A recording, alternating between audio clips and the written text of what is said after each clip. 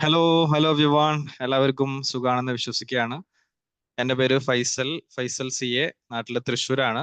വിംബിൾ അക്കാദമിയുടെ ഡയറക്ടറാണ്, സൈക്കോളജിസ്റ്റ് ആണ്. വിംബിൾ അക്കാദമിയെ ഞാൻ ആദ്യം ഒന്ന് പരിചയപ്പെടുത്താം. തൃശ്ശൂർ ആസ്ഥാനമാക്കി പ്രവർത്തിക്കുന്ന പേഴ്സണാലിറ്റി ഡെവലപ്മെന്റ്, അതേപോലെ തന്നെ സൈക്കോളജി റിലേറ്റഡ് ആയിട്ടുള്ള കോഴ്സുകളൊക്കെ പ്രൊവൈഡ് ചെയ്യുന്ന ഒരു സ്ഥാപനമാണ്. വ്യത്യസ്തമായിട്ടുള്ള കോഴ്സുകൾ നമ്മൾ നിലവിൽ നൽകിക്കൊണ്ടിരിക്കുന്നു. അതിനോടൊപ്പം തന്നെ ദിനേന എന്നോണം വ്യത്യസ്തമായിട്ടുള്ള വിഷയങ്ങളിൽ സൗജന്യമായിട്ടുള്ള വർക്ക്ഷോപ്പുകൾ നമ്മൾ നിരന്തരമായിട്ട് നടത്തിക്കൊണ്ടിരിക്കുകയാണ്. അതിന്റെ ഭാഗമായിട്ട് ഒത്തിരി ഫ്രീ വെബിനാറുകൾ നമ്മൾ നേരത്തെ കണ്ടക്ട് ചെയ്തിട്ടുണ്ട്. സൈക്കോളജിസ്റ്റുകൾ, കൗൺസിലേഴ്സ്, ടീച്ചേഴ്സ് തുടങ്ങിയിട്ടുള്ള വ്യത്യസ്തമായിട്ടുള്ള മേഖലകളിൽ വർക്ക് ചെയ്യുന്നവരുടെ വ്യത്യസ്ത സൗജന്യമായിട്ടുള്ള വെബിനാറുകൾ കഴിഞ്ഞ ദിവസങ്ങളിൽ നമ്മൾ നടത്തിയിട്ടുണ്ട്.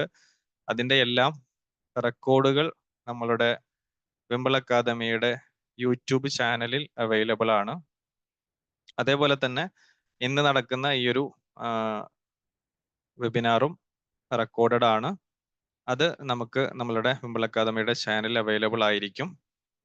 നമ്മളെ സംബന്ധിച്ചിടത്തോളം നമ്മുടെ ഒരു മോട്ടോ എന്ന് പറയുന്നത് ഒരു സോഷ്യൽ കമ്മിറ്റ്മെന്റ്, സോഷ്യൽ സർവീസ് എന്ന ഒരു ലക്ഷ്യത്തിൽ ഊന്നിക്കൊണ്ട് തന്നെ നിലവിൽ നമ്മളുടെ സാമൂഹിക വ്യവസ്ഥിതിയിൽ ഓരോ മനുഷ്യന്മാരും അനുഭവിച്ചുകൊണ്ടിരിക്കുന്ന അവരുടെ പ്രശ്നങ്ങളെ, പ്രയാസങ്ങളെ ലഘൂകരിച്ച് ഏറ്റവും മനോഹരമായി, ഏറ്റവും സുന്ദരമായി ജീവിക്കാൻ അവർക്ക് ഒരു സൗകര്യം ഒരുക്കുക എന്നുള്ളതാണ് നമ്മളുടെ പിന്നിലുള്ള ഒരു മോട്ടോ എന്ന് പറയുന്നത്. അതിന്റെ ഭാഗമായിട്ടാണ് സൗജന്യ വെബിനാറുകൾ ഇത്തരത്തിലുള്ള വ്യത്യസ്ത മേഖലകളിൽ വർക്ക് ചെയ്തുകൊണ്ടിരിക്കുന്ന ആളുകളുമായിട്ട് കൊളാബറേറ്റ് ചെയ്തുകൊണ്ട് നമ്മൾ സംഘടിപ്പിച്ചു വരുന്നത്.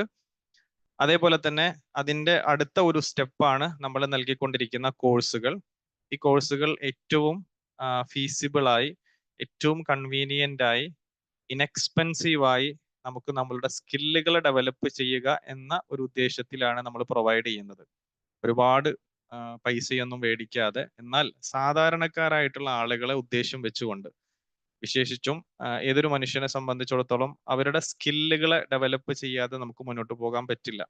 ഏത് മേഖലയിലായി കഴിഞ്ഞാലും, അത് കൗൺസിലിംഗ്, സൈക്കോളജി എന്നത് മാത്രമല്ല, ഏത് മേഖലയിലായി കഴിഞ്ഞാലും നമ്മളുടെ സംസാരത്തെ ഇമ്പ്രൂവ് ചെയ്യാതെ, നമുക്കൊരാളോട് നന്നായി പെരുമാറാൻ അറിയാതെ, ഒരാളെ ഇൻഫ്ലുവൻസ് ചെയ്യാൻ പറ്റാതെ, ഒരു ലീഡർഷിപ്പ് ക്വാളിറ്റി ഇല്ലാതെ ഇന്നത്തെ സമൂഹത്തിൽ നമുക്ക് നിലനിൽക്കാൻ സാധിക്കില്ല. നമ്മളുടെ കരിയർ നമുക്ക് അപ്ഗ്രേഡ് ചെയ്യാൻ സാധിക്കില്ല എന്നുള്ളതാണ്. അപ്പൊ ഇതെല്ലാം നമ്മൾ ഉദ്ദേശം വെച്ചുകൊണ്ട് വ്യത്യസ്തമായിട്ടുള്ള കോഴ്സുകൾ നമ്മൾ പ്രൊവൈഡ് ചെയ്യുന്നുണ്ട്. അതിൽ ഏറ്റവും പ്രധാനപ്പെട്ട ഒരു കോഴ്സാണ് പ്രൊഫഷണൽ ട്രെയിനിങ് കോഴ്സ് എന്നുള്ളത്. ഓരോ മനുഷ്യന്റെയും വ്യക്തിത്വത്തെ നവീകരിക്കുന്ന, ഓരോരുത്തരെയും ഒരു മറ്റൊരു മനുഷ്യനാക്കി, ഒരു പുതുമയുള്ള ഒരു മനുഷ്യനാക്കി മാറ്റുക എന്നുള്ളതാണ് പ്രൊഫഷണൽ ട്രെയിനിങ്ങിലൂടെ നമ്മൾ ഉദ്ദേശിക്കുന്നത്. എങ്ങനെ ആളുകളോട് കമ്മ്യൂണിക്കേറ്റ് ചെയ്യണം, എങ്ങനെ ക്ലാസ്സുകൾ എടുക്കണം, എങ്ങനെ ഒരു സെഷനുകൾ നമ്മൾ അവതരിപ്പിക്കണം, എങ്ങനെ ആളുകളോട് ക്വസ്റ്റ്യൻസ് ചോദിക്കണം, എങ്ങനെ ക്വസ്റ്റ്യൻസിന് മറുപടി കൊടുക്കണം, അങ്ങനെ തുടങ്ങിയിട്ട് ഗെയിംസ്, എനർജൈസേഴ്സ്, ആക്ടിവിറ്റീസ് ഉൾപ്പെടെയുള്ള ഒരു 2 മാസത്തെ ഒരു മനോഹരമായിട്ടുള്ള കോഴ്സാണ് പ്രൊഫഷണൽ ട്രെയിനിങ് കോഴ്സ്. അതിന്റെ അടുത്ത ബാച്ച് ഇതാ നമ്മളുടെ ഒക്ടോബർ ഫസ്റ്റ് വീക്കിൽ നമ്മൾ ആരംഭിക്കുകയാണ്. എല്ലാ മാസത്തിലും പ്രൊഫഷണൽ ട്രെയിനിങ്ങിന്റെ ബാച്ച് നമ്മൾ പ്രൊവൈഡ് ചെയ്യുന്നുണ്ട്. 18ാമത്തെ ബാച്ചാണ് നമ്മൾ തുടങ്ങാൻ പോകുന്നത്. അറൌണ്ട് 150+ പ്രൊഫഷണൽ ട്രെയിനേഴ്സ് ആണ് നമുക്ക് ഇതുവരെ നമുക്ക് ഈ ഒരു അക്കാദമിയുടെ കീഴിലായിട്ട് നമ്മൾ പുറത്ത് ഇറങ്ങിയിട്ടുള്ളത്. അതിന്റെ കോച്ച് ഞാൻ തന്നെയാണ്. ഞാനാണ് ആ ഒരു കോഴ്സ് ലീഡ് ചെയ്യുന്നത്. അതേപോലെ തന്നെ നമുക്ക് നാളെ മുതൽ തുടങ്ങാനിരിക്കുന്ന, അതല്ലെങ്കിൽ മറ്റന്നാൾ മുതൽ നമുക്ക് തുടങ്ങാനിരിക്കുന്ന ബിഹേവിയർ മാനേജ്മെന്റ് തെറാപ്പി. ഇന്ന് നമുക്ക് വെബിനാർ എടുക്കുന്ന നിസാവ് സാറാണ് അത് ലീഡ് ചെയ്യുന്നത്. 3 ദിവസത്തെ behavioural management therapy, behavioural disorders ഉള്ള കുട്ടികളായി കഴിഞ്ഞാലും മുതിർന്നവരായി കഴിഞ്ഞാലും അവരെ എങ്ങനെ മാനേജ് ചെയ്യണം എന്ന് പഠിപ്പിക്കുന്ന ഒരു 500 റുപ്പീസ് മാത്രം ഫീ ഉള്ള ഒരു കോഴ്സ് നമ്മൾ അടുത്ത ദിവസം മുതൽ ആരംഭിക്കുന്നു. അതിനുശേഷം ABA therapy, autism spectrum disorder ഉൾപ്പെടെയുള്ള വ്യത്യസ്തമായിട്ടുള്ള വിഷയങ്ങളിൽ നമുക്ക് ഉപയോഗിക്കാൻ പറ്റുന്ന ഒരു തെറാപ്പിയാണ് അപ്ലൈഡ് ബിഹേവിയറൽ അനാലിസിസ് എന്ന് പറയുന്ന ABA തെറാപ്പി. അതിന്റെ കോഴ്സ് ഈ ബിഹേവിയറൽ മാനേജ്മെന്റ് തെറാപ്പി കഴിഞ്ഞ ഉടനെ നമ്മൾ ആരംഭിക്കുന്നു. അതേപോലെ തന്നെ ഇന്നലെ മുതൽ നമ്മൾ ആരംഭിച്ച കേസ് ഹിസ്റ്ററി ആൻഡ് MSc വളരെ പ്രധാനപ്പെട്ടാണ്. സൈക്കോളജി കൗൺസിലിംഗ് മേഖലയിലൊക്കെ വർക്ക് ചെയ്യുന്നവരെ സംബന്ധിച്ചിടത്തോളം ഒരു ക്ലയന്റ് നമ്മുടെ മുമ്പിൽ എത്തിക്കഴിഞ്ഞാൽ പലപ്പോഴും നമുക്ക് തന്നെ അറിയില്ല ഈ ക്ലയന്റിനോട് ആദ്യം എന്താണ് ചോദിക്കേണ്ടത്, എന്തൊക്കെ ഡാറ്റകളാണ് നമ്മൾ എടുക്കേണ്ടത്, ഏതൊക്കെ ഡാറ്റകൾ നമ്മൾ സമാഹരിക്കണം, ചൈൽഡ്ഹുഡ് ഡാറ്റകൾ എങ്ങനെയൊക്കെ നമ്മൾ ചോദിച്ചറിയണം, ഏതൊക്കെ വിധത്തിൽ നമ്മൾ അതിനെ ലിസ്റ്റ് ചെയ്യണം, ഏത് വിധത്തിൽ അതിനെ റെക്കോർഡിക്കലി നമ്മൾ സൂക്ഷിക്കണം എന്നതിനെക്കുറിച്ച് ഒരു കൃത്യമായിട്ടുള്ള ഒരു അവയർനെസ് കൗൺസിലേഴ്സിന് ഉണ്ടാവണം. അതിന്റെ ഒരു കോഴ്സ് നമ്മൾ ഇന്നലെ മുതൽ ആരംഭിച്ചിട്ടുണ്ട്. ഇന്നലെയും ഇന്നും നാളെയും മുതൽ ഇൻ ഡീറ്റെയിൽ ആയിട്ട് വിത്ത് മെറ്റീരിയൽസ് ആണ് നമ്മൾ പ്രൊവൈഡ് ചെയ്യുന്നത്. അതിന്റെ ഒരു കോഴ്സ് നമ്മൾ സ്റ്റാർട്ട് ചെയ്ത് കഴിഞ്ഞു. അതേപോലെ തന്നെ ABA തെറാപ്പി കഴിഞ്ഞാൽ പിന്നെ നമ്മൾ പ്രീ മാരിറ്റൽ കൗൺസിലിംഗ് ഓൾറെഡി നമ്മൾ ഒരു ബാച്ച് കഴിഞ്ഞു. അതേപോലെ തന്നെ ലോ ഓഫ് അട്രാക്ഷന്റെ ഒരു 1 വീക്ക് ഒരു കോഴ്സ് നമ്മൾ സ്റ്റാർട്ട് ചെയ്യാൻ പോകുന്നു. ഇങ്ങനെ വ്യത്യസ്തമായിട്ടുള്ള കോഴ്സുകൾ വളരെ ഫീസിബിൾ ആയിട്ടുള്ള രീതിയിലാണ് നമ്മളിപ്പോൾ പ്രൊവൈഡ് ചെയ്തുകൊണ്ടിരിക്കുന്നത്. ഇന്ന് നമ്മൾ ഇവിടെ ചർച്ചയ്ക്ക് വെക്കാൻ പോകുന്ന ഒരു വിഷയം എന്ന് പറയുന്നത് how to overcome your child's fears and worries എന്നുള്ളതാണ്. വളരെ കാലിക പ്രസക്തമായിട്ടുള്ള ഒരു വിഷയമാണ്. ഒരുപക്ഷെ നമ്മൾ ഓരോരുത്തരും നമ്മളുടെ മക്കളെ കുറിച്ച് ആശങ്ക ഉള്ളവരാണ്. പലപ്പോഴും കുട്ടികൾക്ക് ഫിയേഴ്സും വറീസും ഉണ്ട് എന്നതിനോടൊപ്പം തന്നെ മക്കളെ കുറിച്ച് നമുക്കും ഫിയേഴ്സും വറീസും ഉണ്ട് എന്നുള്ളതൊരു യാഥാർത്ഥ്യമാണ്. അപ്പോ ഈ ഒരു വിഷയത്തെ അധികരിച്ചുകൊണ്ട് തന്നെ നിസാവ് സാറ് ഇത്തരം കേസുകൾ കുറച്ച് അധികമായിട്ട് നമ്മുടെ അടുത്തേക്ക് വന്നതിന്റെ അടിസ്ഥാനത്തിൽ തന്നെയാണ് നമ്മൾ ഇത്തരം ടോപ്പിക്കുകൾ കൈകാര്യം ചെയ്യുന്നത്. കാരണം ഓരോ സമയത്തും ഇപ്പൊ കഴിഞ്ഞ നമുക്കറിയാം എക്സാമിനോടനുബന്ധിച്ച് നമ്മൾ എക്സാം ആങ്സൈറ്റിയുടെ ഒരു ടോപ്പിക് നമ്മൾ ഡിസ്കസ് ചെയ്തിട്ടുണ്ടായിരുന്നു. അതിനുശേഷം വെക്കേഷൻ ആയ സമയത്ത് വെക്കേഷൻ എങ്ങനെ നമുക്ക് മാനേജ് ചെയ്യാം എന്നുള്ള ഒരു ടോപ്പിക് നമ്മൾ എടുത്തിട്ടുണ്ടായിരുന്നു. അപ്പൊ അതിനുശേഷം നമുക്ക് കുറച്ചും കൂടിയും കുട്ടികളുമായിട്ട് ബന്ധപ്പെട്ട് കുറച്ച് കേസുകൾ ഇത്തരത്തിൽ അധികമായി വന്നതിന്റെ അടിസ്ഥാനത്തിലാണ് നമ്മൾ ഇങ്ങനെ ഒരു ടോപ്പിക് നമ്മൾ ഡിസ്കസ് ചെയ്യാൻ ഉദ്ദേശിച്ച് വന്നിട്ടുള്ളത്. അപ്പോൾ ഈ ഒരു വിഷയവുമായി ബന്ധപ്പെട്ട് തീർച്ചയായിട്ടും വളരെ നല്ല രീതിയിൽ തന്നെയുള്ള ഒരു വർക്ക്ഷോപ്പ് ആയിരിക്കും, നമുക്ക് ഒരു വെബിനാർ ആയിരിക്കും നമുക്ക് ഇന്ന് ഇവിടെ നിങ്ങൾക്ക് ഓരോരുത്തർക്കും ലഭിക്കുക. അപ്പൊ നിങ്ങൾ ഓരോരുത്തരും അതുമായി ബന്ധപ്പെട്ട വിഷയങ്ങളിൽ കൃത്യമായിട്ട് നോട്ട് ചെയ്യുകയും ചോദിച്ചറിയാനുള്ള വിഷയങ്ങളൊക്കെ നിസാവ് സാറിനോട് ചോദിച്ചുകൊണ്ട് തന്നെ മനസ്സിലാക്കിയായിരിക്കണം ഈ ഒരു വെബിനാറിൽ നിന്ന് പിരിഞ്ഞു പോകേണ്ടത്. ഓക്കെ, അപ്പോ നിസാവ് സാറിനെ സംബന്ധിച്ചിടത്തോളം നിസാവ് സാർ എൻ്റെ ഒരു ഫ്രണ്ടാണ്. ഞങ്ങൾ ഒരുമിച്ച് PG ചെയ്ത ആളുകളാണ്. അതേപോലെ തന്നെ നമ്മളുടെ വിമ്പിൾ ബന്ധപ്പെട്ട് വളരെ സഹകരിക്കുകയും നമ്മളുടെ ഓരോ വിഷയങ്ങളിലും ഇടപെടുകയും വ്യത്യസ്തമായിട്ടുള്ള വെബിനാറുകൾ കണ്ടക്ട് ചെയ്യുകയും ചെയ്തുകൊണ്ട് തന്നെ നമ്മളുടെ വിമ്പിൾ അക്കാദമിയുടെ നേരത്തെ ഞാൻ പറഞ്ഞ വിഷനുമായിട്ട് ചേർന്ന് നിന്നുകൊണ്ട് പ്രവർത്തിക്കാനും ഒക്കെ കൂടെ നിൽക്കുന്ന ഒരു വ്യക്തിത്വമാണ്. അപ്പൊ നിസാവ് സാറിനെ പ്രത്യേകം ഈ ഒരു വെബിനാറിലേക്ക് ഞാൻ വളരെ സന്തോഷത്തോടെ ഞാൻ സ്വാഗതം ചെയ്യുകയാണ്. അതേപോലെ തന്നെ ഇന്ന് ഈ ഒരു വെബിനാറിലേക്ക് ഈ ഒരു വിഷയം പഠിക്കണം, അതിനെക്കുറിച്ച് അറിയണം, മനസ്സിലാക്കണം. അതിൽ പാരന്റ്സ് ഉണ്ടാകും, സൈക്കോളജിസ്റ്റുകൾ ഉണ്ടാകും, കൗൺസിലേഴ്സ് ഉണ്ടാകും, അതേപോലെ തന്നെ ടീച്ചേഴ്സ് ഉണ്ടാകും. അങ്ങനെ വ്യത്യസ്ത തലങ്ങളിൽ വർക്ക് ചെയ്യുന്ന ആളുകൾ ഉണ്ട് എന്ന് തന്നെയാണ് ഞാൻ വിശ്വസിക്കുന്നത്. അപ്പൊ നിങ്ങളെല്ലാവരും ഈ ഒരു വെബിനാറിലേക്ക് എത്തിച്ചേർന്നതിലുള്ള സന്തോഷം ഞാൻ അറിയിക്കുകയാണ്. നിങ്ങൾ ഓരോരുത്തരെയും ഞാൻ സ്വാഗതം ചെയ്യുകയാണ്. അപ്പൊ ഈ ഒരു സെഷൻ ലീഡ് ചെയ്യുന്നതിന് വേണ്ടിയിട്ട് നിസാവ് സാറിനെ ഞാൻ ക്ഷണിച്ചുകൊണ്ട് എൻ്റെ വാക്കുകൾ അവസാനിപ്പിക്കുന്നു. Okay, thank you Faisal. Audible ആണല്ലോ അല്ലേ? ഓഡിയബിൾ ആണ്. എന്താണ് വിശേഷങ്ങളൊക്കെ? ഇതില് പലരെയും പരിചിതമായ മുഖങ്ങളായതുകൊണ്ട് എന്നെ പറ്റി ഞാൻ കൂടുതൽ പറയുന്നില്ല. എന്നാലും ഒരിക്കൽ കൂടി, എൻ്റെ പേര് നിസാവ് എന്നാണ്, വീട് കാലിക്കറ്റ് ആണ്, ഇപ്പോ പുറത്താണ്, അബുദാബിയിലാണുള്ളത്. അപ്പോ എന്നെ പറ്റി കൂടുതൽ ഇതേപോലെ ഫൈസൽ സാർ മുമ്പ് പറഞ്ഞതുപോലെ തന്നെ നമ്മൾ ഈ ഒരു സൈക്കോളജി റിലേറ്റഡ് ആയിട്ടുള്ള കോഴ്സുകൾ വിമ്പിൾ അക്കാദമിയിൽ കൊണ്ടുവരാൻ അദ്ദേഹം ഒരു പ്ലാൻ പറഞ്ഞതിന് ശേഷം ഞങ്ങൾ ചെറുതൊരു ടേമിൽ കൊണ്ടുപോയിട്ടെങ്കിലും ഒരുപാട് വിഷയങ്ങളുമായി പല ആളുകളും നമ്മൾ പേഴ്സണലായിട്ട് കോണ്ടാക്ട് ചെയ്തതിനെ സംബന്ധിച്ചാണ് ഞങ്ങൾ പിന്നീട് ഈ ഫ്രീ വെബിനാറും ചെറിയ ചെറിയ കോഴ്സുകളൊക്കെ ആയിട്ട് കൊണ്ടുവരാൻ തീരുമാനിച്ചിട്ടുണ്ടായിരുന്നത്. എനിവേ അതൊക്കെ വളരെ രീതിയിൽ സക്സസ്. കാരണം ഇന്ന് വരെ എനിക്കിപ്പോ ഓരോ പേഴ്സണലായിട്ട് കുട്ടികളുടെ കേസുകളാണ് കണ്ടമാനം വന്നുകൊണ്ടിരിക്കുന്നത്. അപ്പൊ എല്ലാവർക്കും കുട്ടികളുടെ ഒരു വിഷയം എന്ന് വെച്ചത് ഒരു ചെറിയ ഒരു ഭയം അല്ലെങ്കിൽ ഉത്കണ്ഠ ഇന്നത്തെ വിഷയത്തെ കുറിച്ചാണ് എല്ലാവർക്കും പറയാനുള്ളത്. പക്ഷെ അതുമായിട്ട് നമ്മൾ ചിലപ്പോ ഒരുപാട് ക്ലാസ്സുകൾ വിംബിൾ അക്കാദമിയുടെ കീഴിൽ തന്നെ ഞാനും മുമ്പ് എടുത്തിട്ടുണ്ട്. അതേപോലെ തന്നെ നമ്മുടെ കൺസൾട്ടന്റ് സൈക്കോളജി വേറെ രണ്ടു മൂന്ന് പേരൊക്കെ നമ്മുടെ ക്ലാസ്സുകൾ എടുത്തിട്ടുണ്ട്. പക്ഷേങ്കിൽ അതിലൊക്കെ വിപരീതമായി എന്നിരുന്നാൽ പോലും ദിനം ദിനം നമ്മുടെ പിന്നെയും കോണ്ടാക്ട് ചെയ്യും. എന്റെ കുട്ടിയുടെ പേടി ഇപ്പോഴും മാറിയിട്ടില്ല. അതെങ്ങനെയാണ് തിരിച്ചറിയുക എന്നുള്ള ഒരു വിഷയവുമായിട്ട് പിന്നെയും ഞാൻ വന്നു. കാരണം ഈയിടെ ആയിട്ട് 2000 വർഷം ആ സമയത്ത് ഒരു അമേരിക്കൻ ഒരു ബുക്ക് പബ്ലിഷ് ചെയ്തിട്ടുണ്ടായിരുന്നു.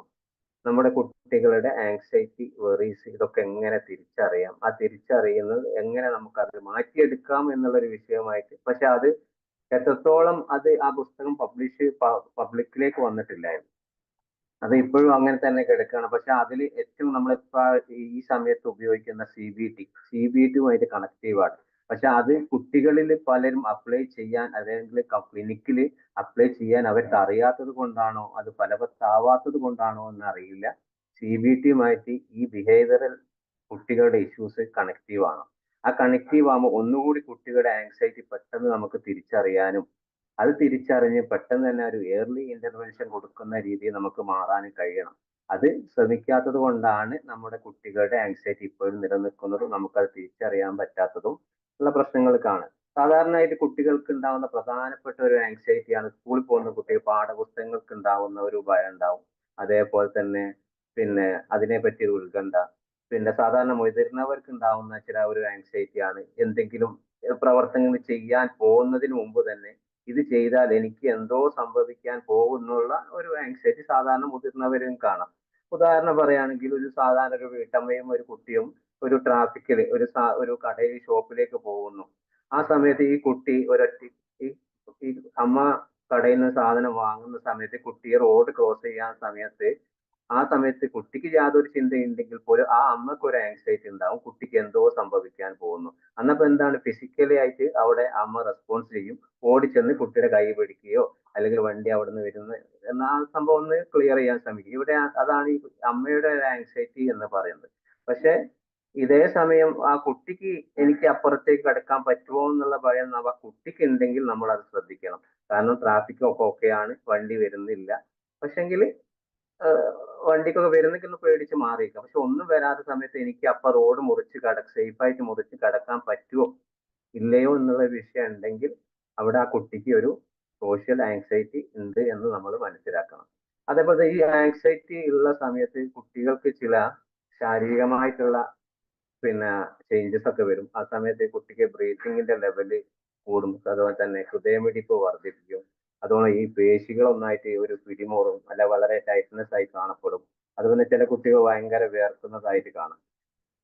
ഇതൊക്കെ ഒരു ഫിസിക്കലി ആയിട്ടുള്ള ഒരു ചേഞ്ചസ് ആണ് കുട്ടികളിൽ നമുക്ക് സാധാരണ കാണാറ്. അതേപോലെ തന്നെ ഒരു ആങ്സൈറ്റി ബിഹേവിയർ ആണ്. അങ്ങനെയാണെങ്കിൽ കുട്ടിക്ക് ഒരു നാളെ സ്കൂളിൽ പോകാൻ ഒരു മടിയുള്ള കുട്ടിയാണെങ്കിൽ, എന്തെങ്കിലും നാളെ രാവിലെ എഴുന്നേറ്റുന്ന സമയത്ത് സ്കൂളിൽ പോകാനുള്ള ബുദ്ധിമുട്ട് ഉണ്ടെങ്കിൽ ആ കുട്ടി ചിലപ്പോ ഒരു ബിഹേവിയർ ആയിട്ട് അവിടെ കാണിക്കുന്നത് കുട്ടിക്ക് തലവേദനയോ അല്ലെങ്കിൽ വയറുവേദനയോ എന്തെങ്കിലുമൊക്കെ നമുക്ക് അവിടെ ആ കുട്ടി കാണിക്കും. കാരണം രാവിലെ സ്കൂളിൽ പോകുന്നപ്പോൾ എനിക്കിന്ന് വയറുവേദനയാണ്, ഞാൻ ഇന്ന് സ്കൂളിൽ പോകുന്നില്ല എന്നുള്ള ചില ഒരു കാണിക്കും. സാധാരണയായിട്ട് നമ്മൾ സോഷ്യൽ അല്ല കുട്ടികൾ ഉണ്ടാവുന്ന ഒരുപാട് ആങ്സൈറ്റികൾ ഉണ്ട്, അല്ലെങ്കിൽ ഫോബിയാസ് ഉണ്ട്. ഇതിൽ ഒരു 5-6 തരമായിട്ട് തിരിച്ചിട്ടുണ്ട്. ഇതില് ഒന്ന് സ്പെസിഫിക് ഫോബിയ ആണ്, അതുപോലെ തന്നെ സോഷ്യൽ ഫോബിയ ഉണ്ടാവും, അതുപോലെ ജനറലൈസ്ഡ് ആയിട്ടുള്ള ആങ്സൈറ്റികൾ ഉണ്ടാവും, അതേപോലെ തന്നെ സെപ്പറേറ്റഡ് ആങ്സൈറ്റി ഉണ്ടാവും, അതുപോലെ തന്നെ പാനിക് ഡിസോർഡർ, അതുപോലെ PTSD, അതുപോലെ ഓട്ടിസം പോലെയുള്ള കാര്യങ്ങളൊക്കെ ഉള്ളതാണെങ്കിൽ ഇതാണ് പ്രധാനമായിട്ട് കുട്ടികളിൽ ആങ്സൈറ്റി ഫിയർ ഉണ്ടാക്കുന്ന കാര്യം. ഇത് നമുക്ക് ഒരു കൂടുതലായിട്ട് എല്ലാവർക്കും അറിയുന്ന കാര്യങ്ങളാണ്. പോലും നമുക്കൊന്ന് കുറച്ചൊരു കാര്യം ഞാൻ ചെറിയ ഒരു രീതിയിൽ പറഞ്ഞു പോവാം. എന്താണ് സ്പെസിഫിക് ഫോബിയ എന്ന് പറഞ്ഞാൽ? സ്പെഷ്യലായിട്ട് കുട്ടികൾക്ക് ഉണ്ടാകുന്ന ഒരു ഫോബിയാണ്. അതായത് ചില ആനിമൽസിനെ കാണുമ്പോൾ കുട്ടിക്ക് പേടി. അതുപോലെ വീട്ടിലൊക്കെ ചിലന്തി വലയൊക്കെ ഉണ്ടാവില്ലേ, ചിലന്തികളെ കണ്ടാൽ, അതുപോലെ പാമ്പിനെ കാണുമ്പോൾ പാമ്പിന്റെ ഫോട്ടോ കണ്ടവരെ കുട്ടിക്ക് പേടിയായിരിക്കും. അതുപോലെ തന്നെ കുട്ടികൾക്ക് സ്കൂളുമായിട്ടുള്ള ബന്ധപ്പെട്ട ടീച്ചേഴ്സിനെ പേടികളുണ്ടാവും. അതുപോലെ കുട്ടികൾ കളിയാക്കുമെന്ന് വിചാരിച്ചിട്ട് സ്കൂളിൽ പോവാത്ത പ്രശ്നങ്ങൾ ഉണ്ടാവും. അതുപോലെ ഫാമിലിന്റെ ഉള്ളിൽ തന്നെ ഉണ്ടാകും ചില കുട്ടികളുമായിട്ടുള്ള ചില പ്രശ്നങ്ങൾ ഉണ്ടാവും. ഇതൊക്കെയാണ് ഒരു സ്പെസിഫിക് ഫോബിയ എന്ന് പറയുന്നത്. പിന്നെ അതുപോലെ സോഷ്യൽ ഫോബിയ എന്ന് പറയുന്നത് സ്കൂളുമായിട്ട് ബന്ധപ്പെട്ടിട്ടുള്ള കാര്യം തന്നെയാണ്. സ്കൂളിൽ പോകുന്ന വഴികളിൽ എന്തെങ്കിലും കുട്ടിക്ക് ഒരു ബുദ്ധിമുട്ടുണ്ടെങ്കിൽ ആ ബുദ്ധിമുട്ട് ഇപ്പൊ അറ്റ്ലീസ്റ്റ് ഒരു നായയെ കാണുന്നതാണെങ്കിൽ, ഒരു പട്ടിയെ അല്ലെങ്കിൽ സോറി ഒരു പശുവിനെ കണ്ടപ്പോൾ ഒരു കുട്ടിക്ക് പേടിയുള്ള കുട്ടിയാണെങ്കിൽ സ്കൂളിൽ പോകാൻ മടി കാണിക്കും. അതുപോലെ തന്നെ നമ്മുടെ വീട്ടിൽ കല്യാണം അല്ലെങ്കിൽ മറ്റുള്ള പാർട്ടീസിന് കുട്ടികൾ പോകാൻ താല്പര്യപ്പെടില്ല. അതൊരു സോഷ്യൽ ഫോബിയ ആണ്. ഇങ്ങനത്തെ സോഷ്യൽ ഫോബിയ ഉള്ള കുട്ടികൾ ഒരു ഉൾവലിഞ്ഞ ഒരു ഇൻട്രോവേർട്ട് ലൈഫായിരിക്കും അവരുടെ ജീവിതമായിരിക്കും ആറ്റിറ്റ്യൂഡായി കാണിക്കുക. അവർ പുറത്തേക്കൊന്നും അങ്ങനെ പോകാൻ ആഗ്രഹിക്കൂല. അതേപോലെ തന്നെ മറ്റൊരു ജനറലൈസ്ഡ് ആങ്സൈറ്റി എന്നൊരു ഒരു വിഭാഗത്തിൽ പെടുമ്പോൾ, ഒരു അറ്റ്ലീസ്റ്റ് നമ്മൾ കൊറോണ ഒക്കെ വന്ന സമയത്ത് പല കുട്ടികൾക്ക് ഉണ്ടാകുന്ന ഒരു പ്രശ്നമാണ് തനിക്കും കൊറോണ വരുമോ എന്നുള്ള ഒരു വ്യാധി. കാരണം വീട്ടിലെ അമ്മയും അച്ഛനും ഒക്കെ അത്രയും അവരെ ഒരു ഹൈജീനിക് ആയിട്ട് വളർത്തുന്ന സമയത്ത് അവർക്കും എന്തോ ഒരു വരും, ശ്രദ്ധിക്കണം, കഴുകണം, മുഖം എപ്പോഴും മാസ്ക് ഇടണം, ഇങ്ങനെയൊക്കെ പറഞ്ഞ് ശീലിച്ച കുട്ടികളാണെങ്കിൽ ഇത് കഴിഞ്ഞിട്ട് പിന്നീടും ഈ ഈ ജനറലൈസ്ഡ് ആങ്സൈറ്റി വരാനുള്ള സാധ്യത കൂടുതലാണ്. അതിൽപോലെ തന്നെ ഈ ഇങ്ങനത്തെ കുട്ടികൾക്ക്, ഇങ്ങനത്തെ ജനറലൈസ്ഡ് ആങ്സൈറ്റി ഉള്ള കുട്ടികൾക്ക് ഒരു ഉറക്കം വളരെ പ്രോപ്പർ ആയിട്ട് കിട്ടണമെന്നില്ല. അതേപോലെ തന്നെ അവർക്ക് എപ്പോഴും ഇറിറ്റേഷൻ ആയിരിക്കും. അതുപോലെ തന്നെ രാവിലെ ഒക്കെ എണീറ്റ് കഴിഞ്ഞാൽ തന്നെ അവർക്ക് എന്തോ ഒരു അസ്വസ്ഥത, കാരണം ഭയങ്കര ക്ഷീണമായിട്ടൊക്കെ തോന്നും. ഇതൊക്കെ ജനറലൈസ്ഡ് ആങ്സൈറ്റി ഉള്ള കുട്ടികൾ കാണുന്ന സിംറ്റംസുകളാണ്. പിന്നെ അടുത്തൊരു ഇത് ഗുണമാണ് സെപ്പറേഷൻ ആങ്സൈറ്റി. ചില കുട്ടികൾക്ക് നമ്മളെ പാരന്റിനൊക്കെ ട്രാൻസ്ഫർ ഒക്കെ വാങ്ങിയിട്ട് വേറെ സ്കൂളിലൊക്കെ പോകുന്ന സമയത്ത് അല്ലെങ്കിൽ വീട് മാറി പോകുന്ന സമയത്തൊക്കെ ചില കുട്ടികൾക്ക് ഒരു ആങ്സൈറ്റിയും ഫിയറും അതിനെ പറ്റിയുള്ള വറീസ് ഒക്കെ ഉണ്ടാവും. അതുപോലെ പുതിയ കൂട്ടുകാരുമായിട്ട് ഇടപഴകുന്ന സമയത്ത്, അല്ലെങ്കിൽ പുതിയ കൂട്ടുകാർ എന്നെ എത്രത്തോളം കാണുന്നു, ആരുമായിട്ട് ഇടപഴകാൻ കഴിയുമോ അല്ല പറ്റുമോ എന്നുള്ള ചില ചിന്താഗതികൾ കുട്ടികൾക്ക് ഉണ്ടാവുമ്പോൾ ഇതുപോലെ തന്നെ ഈ ഒരു ആങ്സൈറ്റിയും അതേപോലെ തന്നെ അതിൻ്റെതായ ടെൻഷനും കാര്യങ്ങളൊക്കെ കുട്ടികൾ. പിന്നെ ഒന്ന് വരുന്നത് പാനിക് ഡിസോർഡർ ആണ്. അത് സാധാരണ കുട്ടികൾക്ക് പാനിക് ഡിസോർഡർ ഉണ്ടാവുന്നത് ഒരു പിന്നെ കൂടുതലായി കാണാറില്ല. എന്നാലും ഈ പാനിക് ഡിസോർഡർ പെട്ടെന്ന്, കാരണം ഒരു അറ്റ്ലീസ്റ്റ് ഒരു റോട്ടുമേൽ എന്തെങ്കിലും ഒരു പട്ടിയോ അല്ലെങ്കിൽ പേടിയുള്ള എന്തെങ്കിലും സാധനങ്ങൾ കാണുമ്പോൾ കുട്ടിക്ക് പെട്ടെന്ന് തന്നെ ബ്രീത്തിങ് സ്റ്റോപ്പ് ആകാനുള്ള സാധ്യത കാണും. അതുപോലെ തന്നെ കുട്ടിക്ക് നെഞ്ചുവേദന ഉള്ളതായിട്ട് തോന്നും. പിന്നെ കൂടുതൽ ഈ വേർക്കുന്നതായി തോന്നുക. ഇങ്ങനത്തെ കുട്ടികൾക്ക് പാനിക് ഡിസോർഡർ ഉള്ള കുട്ടികൾ ഈ ചൂടുവെള്ളം അല്ലെങ്കിൽ തണുപ്പ് വെള്ളം ഇതിനോട് കൂടുതലായിട്ട്, കാരണം തണുപ്പിനോട് താല്പര്യമില്ലാത്ത കുട്ടികൾ ഉണ്ടാവും. അല്ലെങ്കിൽ ചൂട് കാണുമ്പോൾ എന്തോ ഒരു ആങ്സൈറ്റി, പേടിയ, എന്തോ എന്നെ ചൂടുവെള്ളം ഒഴിച്ചു കഴിഞ്ഞാൽ എനിക്ക് എന്തൊക്കെയോ പൊള്ളിപ്പോകും, എന്തൊക്കെയോ സംഭവിച്ചു പോകും, അങ്ങനത്തെ കുറെ ചിന്താഗതിയുള്ള. അതുപോലെ തന്നെ കുട്ടിക്ക് വെറുതെ ഈ പാനിക് ഡിസോർഡർ ഉള്ള കുട്ടിക്ക് വെറുതെ ചൊറിഞ്ഞുകൊണ്ട് ശരീരത്തിൽ മാസകലം ചൊറിച്ചിലുണ്ടാകാനുള്ള സാധ്യത കൂടുതലാണ്. ഇതൊക്കെയാണ് പ്രധാനമായിട്ടും നമുക്ക് പിന്നെ ഈ സ്പെസിഫിക് ആങ്സൈറ്റി ഉണ്ടാവുന്ന കുട്ടികൾ ഉണ്ടാവുന്ന കാര്യം. ഇത് മുതിർന്നവരിൽ കൂടുതലാവുമ്പോഴാണ് മുതിർന്നവരും കാണുന്നത്. ഇതിൽ പ്രധാനപ്പെട്ട് വേറൊന്ന് പറയുന്നത് കുട്ടികൾ ഉണ്ടാവുന്ന ചില ഒ സി ഡി എന്താന്ന് നിങ്ങൾക്ക് അറിയാം. കുട്ടികൾ ഉണ്ടാകുന്ന പെർഫെക്ഷൻ, അതായത് ചെറിയ കുട്ടികളൊക്കെ ആണെങ്കിൽ ചിലപ്പോൾ കുളിച്ചു കഴിഞ്ഞാൽ നമ്മൾ പുറത്തേക്ക് ഇറങ്ങി വരുന്ന സമയത്ത് അവരൊന്ന് തൊട്ട് കഴിഞ്ഞാൽ അവർ നീ എന്തിനാണ് എന്നെ തൊട്ടത്, ഒന്നുകൂടി കുളിക്കാൻ പോകും. ഇങ്ങനത്തെ ചില കുട്ടികൾ നമ്മൾ കാണുന്ന കേസുകളാണ്. അപ്പൊ അങ്ങനത്തെ ഒരു പെർഫെക്ഷൻ ഉള്ള കുട്ടി, എല്ലാ കാര്യത്തിനും ചിട്ടയോടി കൊണ്ടുപോകും ചില കുട്ടികൾ ചെറുപ്രായത്തിൽ തന്നെ അങ്ങനെ കൊണ്ടുപോകും. ചിലപ്പോൾ ഫാമിലി ജനറ്റിക് ആയിട്ട് കിട്ടുന്നതായിരിക്കും, അല്ലെങ്കിൽ ബയോളജിക്കലായി കിട്ടുന്നത്, അല്ലെങ്കിൽ എൻവിറോൺമെന്റുമായിട്ട് കുടുംബത്തിലെ എന്തെങ്കിലും ചുറ്റുപാടിന് കിട്ടുന്നതായിരിക്കാം. ഇതൊക്കെ ഒരു സാധ്യതകളുമാണ്. അതേപോലെ തന്നെ PTSD, അതായത് ഒരു ട്രോമ, എന്തെങ്കിലും കുട്ടികൾ, അതായത് കുടുംബത്തിൽ ആരെങ്കിലും മരിച്ചതോ അല്ലെങ്കിൽ ഒരു ആക്സിഡന്റോ എന്തെങ്കിലും കൺമുമ്പിൽ കാണുന്ന ഒരു ട്രോമ മൂലം ഉണ്ടാവുന്ന ചില ആങ്സൈറ്റി, ഇതൊക്കെ കുട്ടികളെ പഠനവുമായിട്ട് ബാധിക്കും എന്നാണ് നമ്മുടെ ഈ സയന്റിഫിക്കലായിട്ട് പ്രൂവ് ചെയ്തിട്ടുള്ള കാര്യങ്ങളൊക്കെയാണ്. ഇതിൽ നമുക്ക് കൂടുതലായിട്ടും സോഷ്യൽ ഫോബിയാണ് നമ്മുടെ കുട്ടികളെ ബാധിക്കുന്നത്. ഇതേ പറഞ്ഞതൊക്കെ ഒരു കുറെ കാര്യങ്ങൾ നമ്മൾ ചില ഏതൊക്കെ രീതിയിൽ ആങ്സൈറ്റി ഉണ്ടാവുന്ന കാര്യങ്ങൾ പറഞ്ഞു. ഇതിൽ പ്രധാനപ്പെട്ട സോഷ്യൽ ഫോബിയാണ് നമ്മൾ ശ്രദ്ധിക്കുന്നത്. പല കുട്ടികൾക്കും ഉണ്ടാകുന്ന സോഷ്യൽ ഫോബിയാണ് സാധാരണ കുട്ടികളെ ഈ ദൈനംദിന ജീവിതത്തിൽ അവരെ ബാധിക്കുന്നത്. കാരണം സ്കൂളിൽ ഉണ്ടാകുന്ന പല പ്രശ്നങ്ങളും അല്ലെങ്കിൽ വീട്ടിലുണ്ടാകുന്ന ഒരു ഫാമിലി ലൈഫിൽ ഉണ്ടാകുന്ന പ്രശ്നങ്ങളും ഇതൊക്കെ കുട്ടികളെ പൂർണ്ണമായിട്ടും ബാധിക്കും. ഇത് കാരണം അവർക്ക് സ്കൂളിലേക്ക് പോകാൻ പറ്റാത്ത അവസ്ഥയുണ്ടാവും. അതേപോലെ തന്നെ പഠനത്തിൽ തീരെ ശ്രദ്ധിക്കാത്ത ഒരവസ്ഥ, ലേണിംഗ് ഡിസേബിലിറ്റി പോലത്തുള്ള കുറെ പ്രശ്നങ്ങൾ ഈ കുട്ടികൾക്ക് ഉണ്ടാവും. ഇങ്ങനെയുള്ള കുട്ടികൾക്ക് സാധാരണമായി സോഷ്യൽ ലൈഫുമായിട്ട് ബന്ധപ്പെടുന്ന കുട്ടികൾ ഒരുപാട് മൂഡ് സ്വിങ്സ് ഇങ്ങനെ മാറിക്കൊണ്ടിരിക്കും. അവർക്ക് ചിലപ്പോ ഈ ഒറ്റപ്പെട്ട് കുട്ടികളുമായിട്ട് കളിക്കാൻ പോവുകയോ അതിനൊന്നും താല്പര്യം ഉണ്ടാവില്ല. എപ്പോഴും ഒരു പേടിയുള്ള ലൈഫായിരിക്കും അവർക്ക്. എപ്പോഴും ഏത് കാര്യത്തിന് അറ്റ്ലീസ്റ്റ് നമ്മൾ എന്തെങ്കിലും കുട്ടികളുടെ കാര്യം ചോദിച്ചാൽ പോലും ആ കുട്ടി ഒരു പേടിയോട് കൂടി അല്ലാതെ മറുപടി പറയാത്ത ഒരവസ്ഥ. പിന്നെ ഒരു കുട്ടിക്ക് ഡിപ്രഷൻ ഉണ്ടാകുന്ന ഒരു സാധനം, ഡിപ്രഷൻ ആയിരിക്കും കുട്ടിക്ക്, അപ്പൊ ഡിപ്രസീവ് ആയിട്ടുള്ള ഒരു മൂഡായിരിക്കും. അതുപോലെ വർക്ക്ലെസ്നെസ്, അതേപോലെ തന്നെ എനിക്കൊന്നും ചെയ്യാൻ കഴിയില്ല, എന്നെ കൊണ്ടൊന്നും ആവില്ല, അങ്ങനത്തെ ഒരു ചിന്താഗതി ചെറിയ കുട്ടികളിൽ പോലും ഒരു ഇങ്ങനത്തെ സോഷ്യൽ ലൈഫുമായിട്ട് ബന്ധപ്പെട്ടുള്ള കുറെ കാര്യങ്ങൾ ആങ്സൈറ്റി ഉണ്ടാകുമ്പോൾ ചെറുപ്രായത്തിൽ തന്നെ ഇങ്ങനത്തെ ചിന്താഗതിയിലേക്ക് വരാനുള്ള സാധ്യത കൂടുതലാണ്. ഇതെങ്ങനെയാണ് നമുക്ക് ഇനി കുട്ടികൾ ഉണ്ട് എന്ന് നമുക്ക് തിരിച്ചറിയാൻ കഴിയും? കാരണം ഇതെങ്ങനെയൊക്കെയാ വരുന്നത് നമുക്ക് നോക്കാം. കാരണം കുട്ടികൾക്ക് ഉണ്ടാകുന്ന പല പ്രയാസങ്ങൾ ചിലപ്പോൾ സ്വമേധയാ വരാനുള്ള ചാൻസുകൾ ഒന്നുമില്ല. നമ്മൾ കണക്ക് പ്രകാരം, പിന്നെ സൈക്കോളജി ആസ്പെക്ട് പ്രകാരം അതിന്റെ ഒരുപാട് കണക്കുകൾ തന്നെ പറയുന്ന ഒന്നാമത് ജനറ്റിക് പരമായിട്ട് ഉണ്ടാവുന്ന പ്രശ്നങ്ങൾ. അതായത് നമ്മളെ കുട്ടിക്ക് ഈ സമയത്ത്, കുട്ടിയുടെ പ്രസവ സമയത്ത് ആ മാതാവിന് ഭയങ്കര മാനസികമായിട്ട് പ്രശ്നങ്ങളോ, അല്ലെങ്കിൽ ആ മാതാവ് ഭയങ്കര ദേഷ്യത്തിലായിരിക്കും. ഇപ്പൊ ആ സമയത്ത് ഫാമിലി ഇഷ്യൂസുമായിട്ട് എന്തെങ്കിലും, ഭർത്താവുമായിട്ട് എന്തെങ്കിലും, അല്ലെങ്കിൽ വീട്ടുകാരുമായിട്ട് അവസാനം 8ാം മാസത്തിലോ 9ാം മാസത്തിലോ ഒക്കെ ആ അമ്മയുടെ ഒരു ബിഹേവിയർ വളരെ ദേഷ്യത്തിലായിരുന്നു എന്നൊക്കെ ഉണ്ടെങ്കിൽ ഈ കുട്ടിക്ക് പിന്നീട് അത് ഉണ്ടാവാൻ സാധ്യത. കാരണം അതുകൊണ്ടാണ് ഈ 9ാം മാസം 8ാം മാസമൊക്കെ നമുക്ക് ഈ ഗർഭസമയത്ത് അമ്മമാരെ അവരെ നല്ല രീതിയിൽ ഹാപ്പിയായ മൂഡിൽ നിർത്തി അവർക്കെല്ലാം ചെയ്തു കൊടുക്കണം എന്ന് പറയുന്നത്. കാരണം അവർക്ക് ഉണ്ടാവുന്ന അതേ സിറ്റുവേഷൻ ആണ് പിന്നീട് ഈ വരുന്ന കുട്ടികൾക്ക് ഉണ്ടാവുന്നത്. ഇങ്ങനത്തെ കുട്ടികൾക്ക് ഇവർ എടുത്തുചാട്ടം കൂടുതലായിരിക്കും. കാരണം അവർക്ക് ഒന്ന് മുന്നിട്ട് ആലോചിക്കാറുണ്ട്. സാധാരണ ചില കുട്ടികൾ കണ്ടില്ലേ, എല്ലാ സ്ഥലത്തും അടങ്ങിയിരിക്കാതെ എല്ലാം അവർക്ക് തന്നെ ചെയ്യണം, എല്ലാം ഞാൻ തന്നെ ചെയ്യും, എല്ലാം ഞാൻ തന്നെ മുന്നിൽ എന്നുള്ള ഒരു ചിന്താഗതി. അത് പിന്നെ ADHD എന്ന ലെവലിലൊക്കെ പിന്നീട് അത് കൂടുതലാകാൻ പോകാനുള്ള സാധ്യതയുണ്ട്. പിന്നെ ഇതേപോലെ തന്നെ ഇവർക്ക് ഈ ലൈഫ് ഇവന്റ്സ്, അതായത് കുടുംബത്തിൽ നേരത്തെ നമ്മൾ പറഞ്ഞതുപോലെ പല പ്രശ്നങ്ങളും നമ്മുടെ ഫാമിലി ലൈഫിൽ ഉണ്ടാവും. അന്നപ്പോ അതൊക്കെ ഈ കുട്ടികൾ കണ്ടും കേട്ടും വളർന്നവരായിരിക്കും.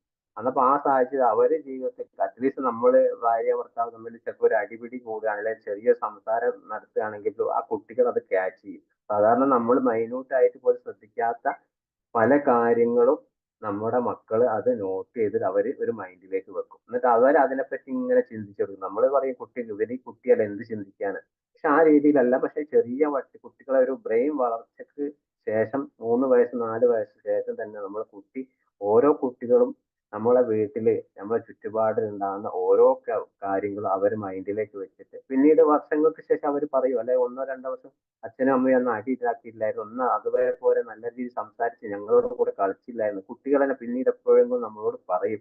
അതേപോലെ തന്നെയാണ് ഇവിടെ സംഭവിക്കുക. പിന്നെ ഈ എൻവിറോൺമെന്റ് മറ്റുള്ള ചുറ്റുപാടുകളുമായിട്ടുള്ള ബന്ധപ്പെട്ട കുട്ടികളുമായിട്ട് കളിക്കുമ്പോൾ ആ മറ്റുള്ള കുട്ടികൾ എന്തൊക്കെയാണ് ഇവർക്ക് കിട്ടുന്നത്, എന്തെങ്കിലും പേടിയുള്ള രൂപത്തിലുള്ളതാണെങ്കിലോ, അല്ലെങ്കിൽ വേറെ മറ്റു എന്തെങ്കിലും കുട്ടി പോകുന്ന വഴി വേറെ എന്തെങ്കിലും അബ്യൂസ് പരമായിട്ട് എന്തെങ്കിലും കിട്ടുകയാണെങ്കിലോ, ഇതൊക്കെ ഈ കുട്ടികളെ സോഷ്യൽ ആങ്സൈറ്റിയോ അല്ലെങ്കിൽ ഫിയറോ വറീസോ ഒക്കെ കൂടുതലാക്കാൻ സാധ്യത കൂടുതലാണ്. പക്ഷെ ഇങ്ങനത്തെ സാധാരണയായിട്ട് ബിഹേവിയർ ഇഷ്യൂസ് വരുന്ന കുട്ടികൾക്ക് സാധാരണ നമ്മൾ കൊടുക്കുന്ന ഒരു ട്രീറ്റ്മെന്റ് എന്നൊക്കെ പറഞ്ഞാൽ ആദ്യം നമുക്ക് ആ ആങ്സൈറ്റി എങ്ങനെയൊക്കെയാണ് ഉള്ളത് എന്ന് നമ്മൾ അന്വേഷിക്കുക.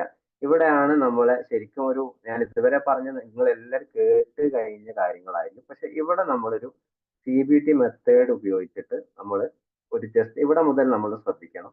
കാരണം നമ്മൾ സാധാരണ വീട്ടിലുണ്ടാവുന്ന കുട്ടികൾക്ക് ഉണ്ടാവുന്ന ആങ്സൈറ്റി വെറൈറ്റി എങ്ങനെയാണ് കണ്ടെത്തി അതിൽ നിന്ന് നമ്മൾ എങ്ങനെയാണ് അതിലേക്ക് ഇറങ്ങി പുറപ്പെടുക എന്നുള്ളത്. ഉദാഹരണം പറയാൻ ചെറിയൊരു ഉദാഹരണത്തിലൂടെ നമ്മൾ പോവാം. നാളെ, അതായത് എന്റെ മകൾക്ക് നാളെ സ്കൂളിൽ ഒരു പ്രസന്റേഷൻ ചെയ്യാണ്ടെന്ന് വിചാരിക്കുക. അന്നപ്പോ ആ പ്രസന്റേഷൻ ചെയ്യുന്ന സമയത്ത് അതായത് കുട്ടി ഇന്ന് തലേന്ന് പ്രിപ്പയർഡ് ആവണം അത് ചെയ്യണമെങ്കിൽ.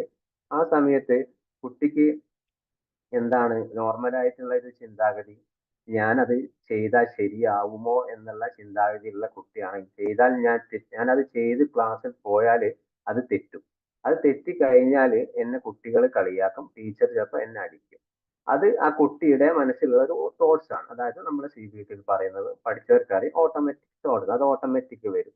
പക്ഷെ അവിടെ ഫീലിങ്സ് എന്താണ് കുട്ടിക്ക് വരുന്നത്? വെറീസ് ആണ്, ഇതിനെ കുറിച്ചുള്ള ഒരു ഭയം, എനിക്ക് എന്തോ സംഭവിക്കും, എന്നെ കുട്ടികൾ കളിയാക്കും എന്നുള്ള ഒരു ആങ്സൈറ്റും ഭയവും വരും. അന്നപ്പോ അവിടെ നമ്മൾ ഈ ബിഹേവിയർ എന്താണ് കുട്ടി കാണിക്കുന്നത്? ബിഹേവിയർ കാണിക്കുന്നത് എന്താണ്? ഓട്ടോമാറ്റിക് തോട്ട്സ് പറഞ്ഞു, നമ്മൾ അതിന്റെ ഫീലിങ്സ് എന്ന് പറയുന്ന സിറ്റുവേഷൻ ആണ് അവിടെ അതിന്റെ വെറീസും കാര്യങ്ങളും ഉൾപ്പെടെ അപ്പൊ ബിഹേവിയർ എന്നാണ് കുട്ടി എന്താണ് നമ്മളെ മുമ്പിൽ പ്രകടമാകുന്നത്. പിറ്റേന്ന് രാവിലെ ഈ അസൈൻമെന്റോ അല്ല പ്രസന്റേഷൻ ഒന്നും ചെയ്തിട്ടില്ലെങ്കിൽ ചെയ്താൽ പോലും കുട്ടി നമ്മൾ ചിലപ്പോൾ നിർബന്ധിച്ച് കുട്ടിനെ കൊണ്ട് ചെയ്യിപ്പിക്കും. പിറ്റേന്ന് രാവിലെ ആവുമ്പോൾ കുട്ടിക്ക് എന്ത് ചെയ്യും? വയറുവേദന, തലവേദന, അല്ലെങ്കിൽ ഛർദി, ഇതൊക്കെ കുട്ടിക്ക് ഓട്ടോമാറ്റിക് വരും. അതാണ് ഈ ബിഹേവിയർ എന്ന് പറയുന്നത്. അന്നപ്പോ എവിടെയാണ് പ്രശ്നം എന്നുള്ളത് നമ്മൾ ഒന്ന് അന്വേഷിക്കണം. കുട്ടിക്ക് എവിടെയാണ് ചിന്താഗതി? അപ്പൊ നമ്മൾ അവിടെ എന്താണ് ചെയ്യേണ്ടത്? ആർക്കെങ്കിലും ഒന്ന് പറയാൻ പറ്റും? നമ്മൾ CBT പഠിച്ച കുറെ ആളുകൾ ഇതിലുണ്ട്.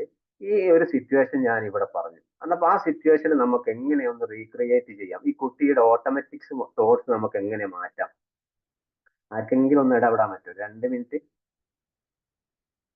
ഞാൻ CBTന്റെ ക്ലാസ്സിൽ തന്നെ ഉണ്ടായിരുന്ന കുറച്ച് പേരുള്ളത് കൊണ്ടാണ് ട്ടോ പറയുന്നത്. നമുക്ക് കൂടുതൽ സമയമില്ല.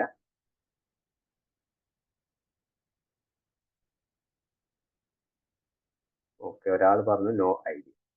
അടുത്ത ആള്. ഓക്കെ, നമുക്ക് തന്നെ പോവാം. നമുക്ക് കുറച്ച് കാര്യങ്ങൾ പറഞ്ഞു തീർക്കാനുള്ളത് കൊണ്ട് നമുക്ക് അവിടെ ഒരു CBT മെത്തേഡ് എങ്ങനെയാ ആ കുട്ടിയുടെ ഒരാൾ പറഞ്ഞ ബിലീഫ്സ് സിസ്റ്റം എങ്ങനെ മാറ്റിയെടുക്കാം എന്നുള്ളത്.